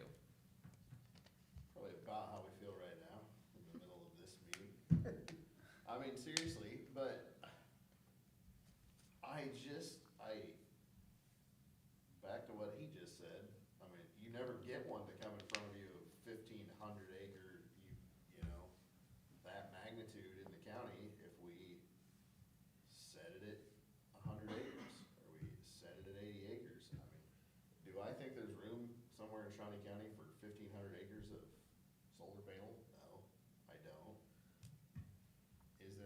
640, that it would fit somewhere out there in the corner? I don't know, maybe.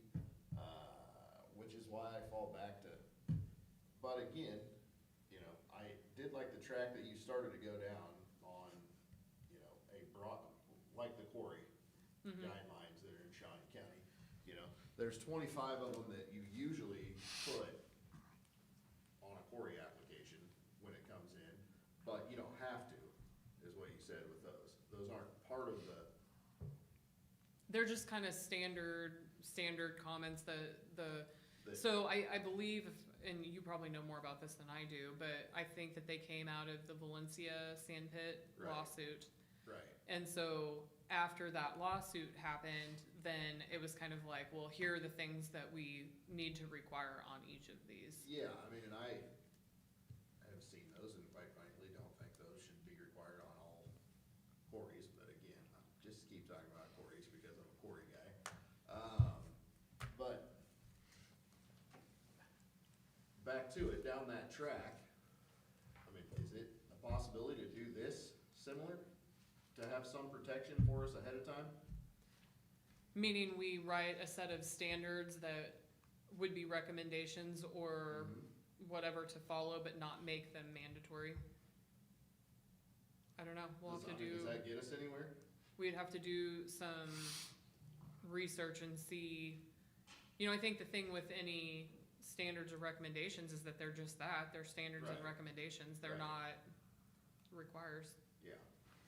So, What- yeah, I mean, you could, instead of having, you have to have these things, you could have, you have to have a conditional use permit and you have to have these setbacks, but here are the other things that are just recommendations. But if someone comes in with none of them, then, Yeah, I mean, and I'm all for, some type of residential setbacks. You know, I guess I'm on the fence on what that distance is, but I am for some kind of a setback from a residential, or even, you know, agricultural building, any type of building. I think what you said about roads isn't probably as big of a deal. But I, you know, would get behind that, probably, you know, it's nothing we've talked about, but I think there needs to be a discussion about some kind of bonding. And requiring some kind of bonding, I mean, that would be in my opinion. So are Why is there, that? Well, just, you know, so, not that Evergy or Free State or somebody's going bankrupt in the next 2 days, but, you know, one of these solar developers that come in, develop the land, put the solar farm in, and then they go back. Typically, these go on, I mean, most of these are on leased land, not purchased land, so the, you know, the utility company doesn't own the land, they lease it from someone. But they So- go belly up and then. Right, they go belly up, and then the landowner has no recourse to, you know, get those solar panels off their land, put it back to something that, you know, is usable, so you require a bond. Then they can collect on the bond and have some funds to fix it. And then there is a life expectancy of solar panels too, 30 years. yeah, so typically we would wanna see something with, you know, discussing, they would have to give us a decommissioning plan. Like, what is their decommissioning plan? They would have to set a bond. You know, and some of this that I wrote back are things that I pulled off of other regulations, like, you know, percentage of solar panel coverage within the project area. We could not do any of that. You could just do a decommissioning and reclamation, you could do a bond, you could do, a drainage, like, well, our public works department would require a drainage report no matter what. Setbacks from residential parcels and other buildings. And just, you know, have it a little more generic. But as I think that, you know, the thing that you're gonna hear the most from people is that if it's too close to a residence, they're worried about the environmental or the impact on their property. And, you know, the glare, the heat dome, those things. But that all has to do with really how far they are from their property, not whether or not they care if it creates a heat dome. They just don't want it to impact themselves. And so I'm game writing some kind of generic solar regulations and proposing a few items to you guys and seeing what you think. What do you think the commissioners are looking for? Do you think they're looking for something a little bit more ironclad legally? Am I looking at the right person? I don't think so. I don't think that they have any preconceived notion. And, you know, you say ironclad legally, but really that can mean a whole lot of things, because not having any regulations can be ironclad. When it comes to the legal standard of it, as long as we've gone about creating the regulations in the right way, it's going to be ironclad legally. It's not like counties have, you know, specific tort liability limitations, and so there's, you know, I don't think that we're necessarily, any of us are worried about it being a legal issue.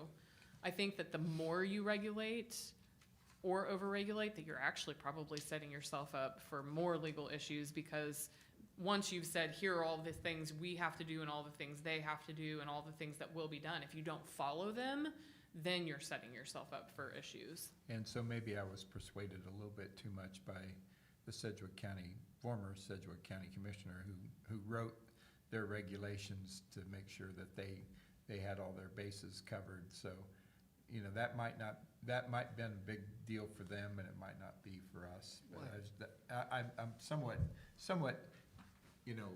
I think when they were writing it, there was a lot of push to say we'll only allow local developers and local use of energy, and that's a big no-no. Okay. You have to allow free flow of interstate commerce. So if an out-of-state company wants to come in and develop and transfer that power wherever they can sell it, that's just as allowable as someone who wants to use it more locally. So I think that was probably what he was talking about. There was a big push to say, no, we don't want our power shipped to Oklahoma or wherever. They also were writing there, so they originally did their regulations several years ago, and then went under a new moratorium and wrote additional regulations, because Right. after their first set of regulations, they had a fairly large-scale solar company come in, and so then they got nervous about the large scale. Right. And so, you know, we are not writing regulations under the push of an application. We're writing the, you know, open concept. And so it could be also that when you're writing them under the pressure of a big utility farm right there saying, well, we want you to do this, and I think that legal muster may be a little bit more of an issue. And I think there was an Just issue. head a few miles north. What was that? I said just head a few miles north on that topic. Yes, in Trying to- Jackson, Yeah, trying to write regulations under, that legal pressure. right. What was I gonna say? Oh, the other thing, Joni mentioned last time, so if you do conditional use permits, you have to remember some of it will apply when you're sitting in that quasi judicial function each time you get an application. So a lot of the legal thought will go into play then, so. Under Golden.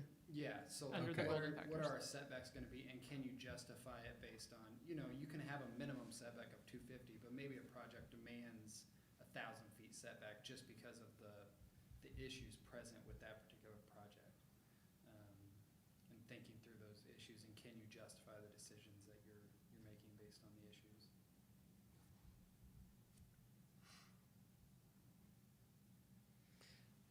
Okay, so I can write some generic stuff, but my biggest question still comes down, do you want a size limitation? And what may that size limitation be?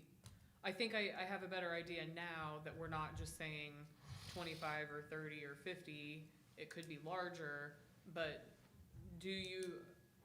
I think if you don't put that the maximum is blah, then we will have the potential for someone reaching out and saying, we want to put a 1,500 or 2,500 acre farm by gathering 5 or 6 parcels within an area, even if they're not side by side, they don't have to be contiguous, to make that fit.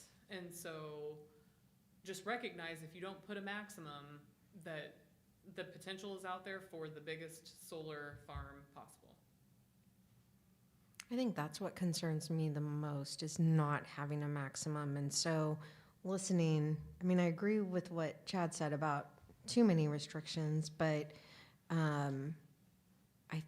I just think that we have to have some sort of, and I guess my magic number would be like 200 and not anything larger. Just thinking about when I've traveled and seen those and what those look like and how distracting they are. And, you know, I was even concerned about driving and what is that going to look like as I'm driving and the sun's coming up this way or that way. And I mean, it's not somewhere that I typically drive, so I have no idea.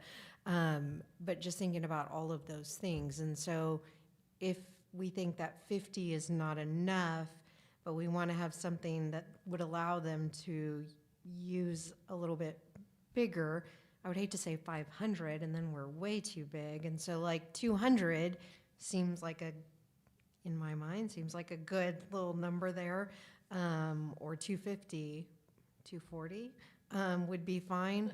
But I think like 500 just seems like so much. So I don't know if Chad is interested in that. But like that seems like a good compromise. I would be okay with 200 to 300, 300 max probably.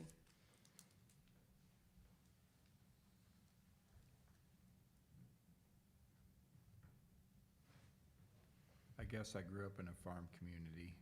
I'm always thinking of 80-acre tracts. Well, I'm thinking like along the lines if you're going 40, 80. Yeah, if you're going 200, you're going 240. Yeah. Yeah. I mean, is it, I guess you don't have to, but that would be the 80 Right. split. Right. That's the way everything's platted. I grew up in the city. I know nothing about farming, and cows scare me to death. So Just tell them how many blocks you want it to be.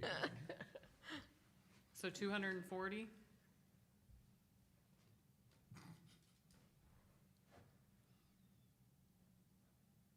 We're looking at you. Are we worried about total acre, are we, at some point in the conversation, I know I'm off on a tangent here.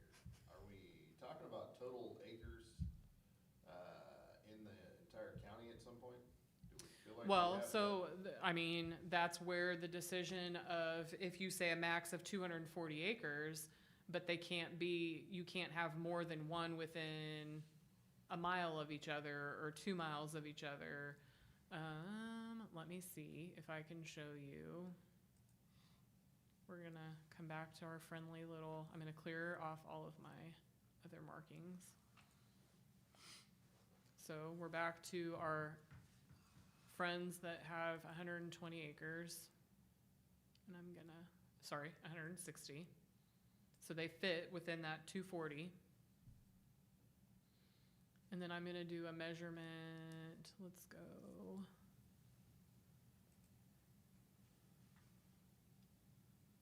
I'm also gonna change this to area distance.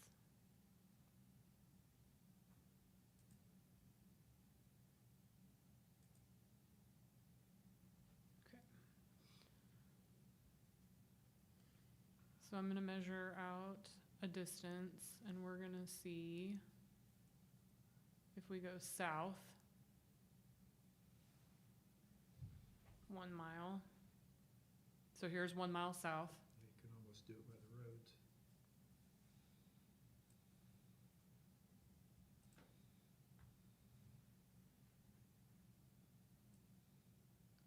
Let's go another mile.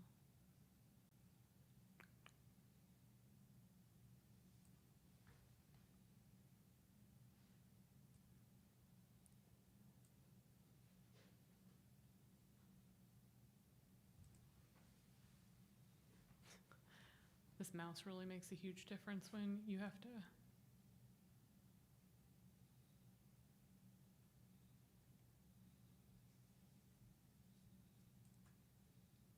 There's a mile going that way. So if you say you can put a solar farm on that one, but then you can't have another solar farm within a mile, gonna take the box off because that box is in the way. That's, I mean, the parcel does not show up, but you can see a mile in every direction.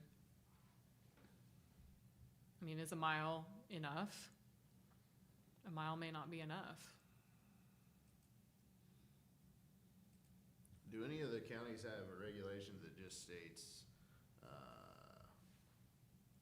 maximum number of acres total for solar inside of the county, or a percentage? I don't think so. I feel like Butler County may have been the closest one that said something similar. How many total acres is Shawnee County?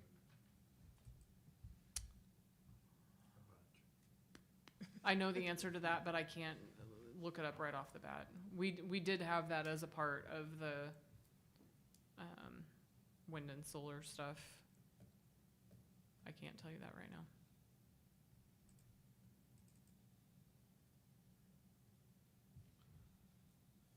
$357,120 is what the Google AI says.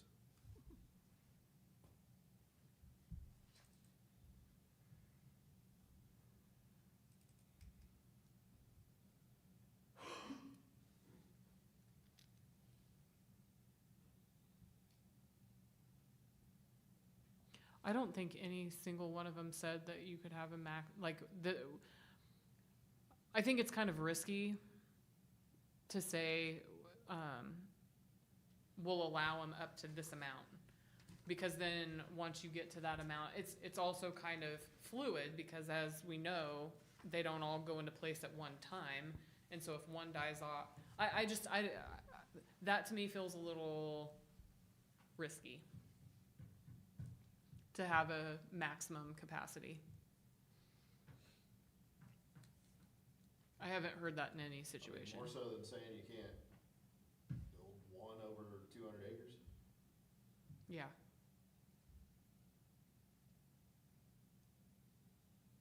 I think that there would be too many ways that people could potentially find loopholes around that. It just seems not fluid. I think it's easier to say you can do a max of 240, and then you have to have 2 miles between each of the property or the project area limits. Eliminate, yeah, like that, instead of just putting a cap on total acres. Mm-hmm. Or 10% of total acres, or. Well, yeah, I mean, that's where my mind was tracking, to say that it couldn't be more than 1% of the total acres of the county. Because then it's that, then you're talking about how many acres? I can't remember what your number was. Well, I mean, that would be a total of 3,500 acres. If you said 1%, that's 3,500 acres in the, spread out across the whole county. Or, you know, if we said a max of. But just remember that not all of those acres fall in unincorporated Shawnee County. Sure. So, like, you would have to figure out how much of those acres falls within the city Well, limits, city and, limit, yeah, you know, because you would take yeah, all of that take out, Yeah, because good point. all of that is not unincorporated. Right.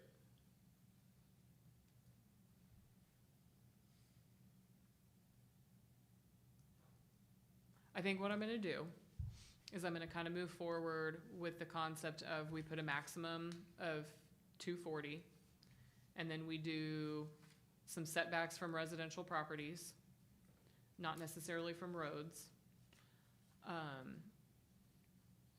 Some bonding, some decommissioning concepts, and then 2 miles between project areas. And I'll put some stuff together so that we can look at that a little bit for the next meeting. Okay. And you could see what that would look like. Are we gonna handle storage separate then? Yes. Okay. As a whole, battery storage, we could go ahead and move forward with some battery storage regulations, but what I don't want to have happen is, and we did the same thing with wind and solar, we ended up separating them because you don't want the people who are really against battery storage coming into conflict with getting something good accomplished with solar. Now, you can put a regulation on battery storage with the solar facility. That's not. Can we not just say, just have a plan for storage and or transmission? Like, they have to present us something? Because I'm not an expert, I can't write regulations on battery storage. I mean, we're gonna have to trust the experts of the people who build these things to tell us. In association with the solar or battery storage separate? Like, as we're talking, like, we said we're gonna take up battery storage later, but as we're just talking about maybe laying out guidelines or something, where make sure you have this report done, this, make sure you decommissioning, then also make sure you have, present us a plan for how you're going to store and or transmit your power. Should, Yeah. I mean, we're gonna end up extending this moratorium on solar more than likely, correct? We've talked about this. Yes. Is there a discussion that we should, when we extend that, place a moratorium on battery storage? I mean, You can as make a we're- recommendation, yes, you could make a recommendation separately, like I would do one for the solar, and then you could make a recommendation for a moratorium on battery I storage mean, as well. as we sit here right now, Jackson County writes their regulations to not allow for battery storage, but they put forth a set of regs for solar. And the solar development moves forward up there as we sit, and as close as that solar development is, they could approach Shawnee County for the battery storage. Mhm. If we don't have anything, we don't have a moratorium, I mean,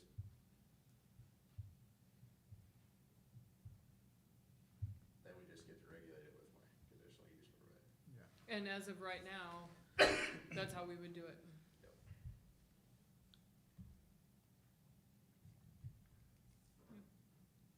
Okay, so our next meeting is May 12. The deadline to file a case for May was March 28th, and we had the one over by Silver Lake. We have one case, we have one case that's a rezoning, the window and design building right outside of Silver Lake. They are on a industrial parcel, and the owners and the owner's family own some of the parcels surrounding, and they want to do a new rezoning for a parcel right next door.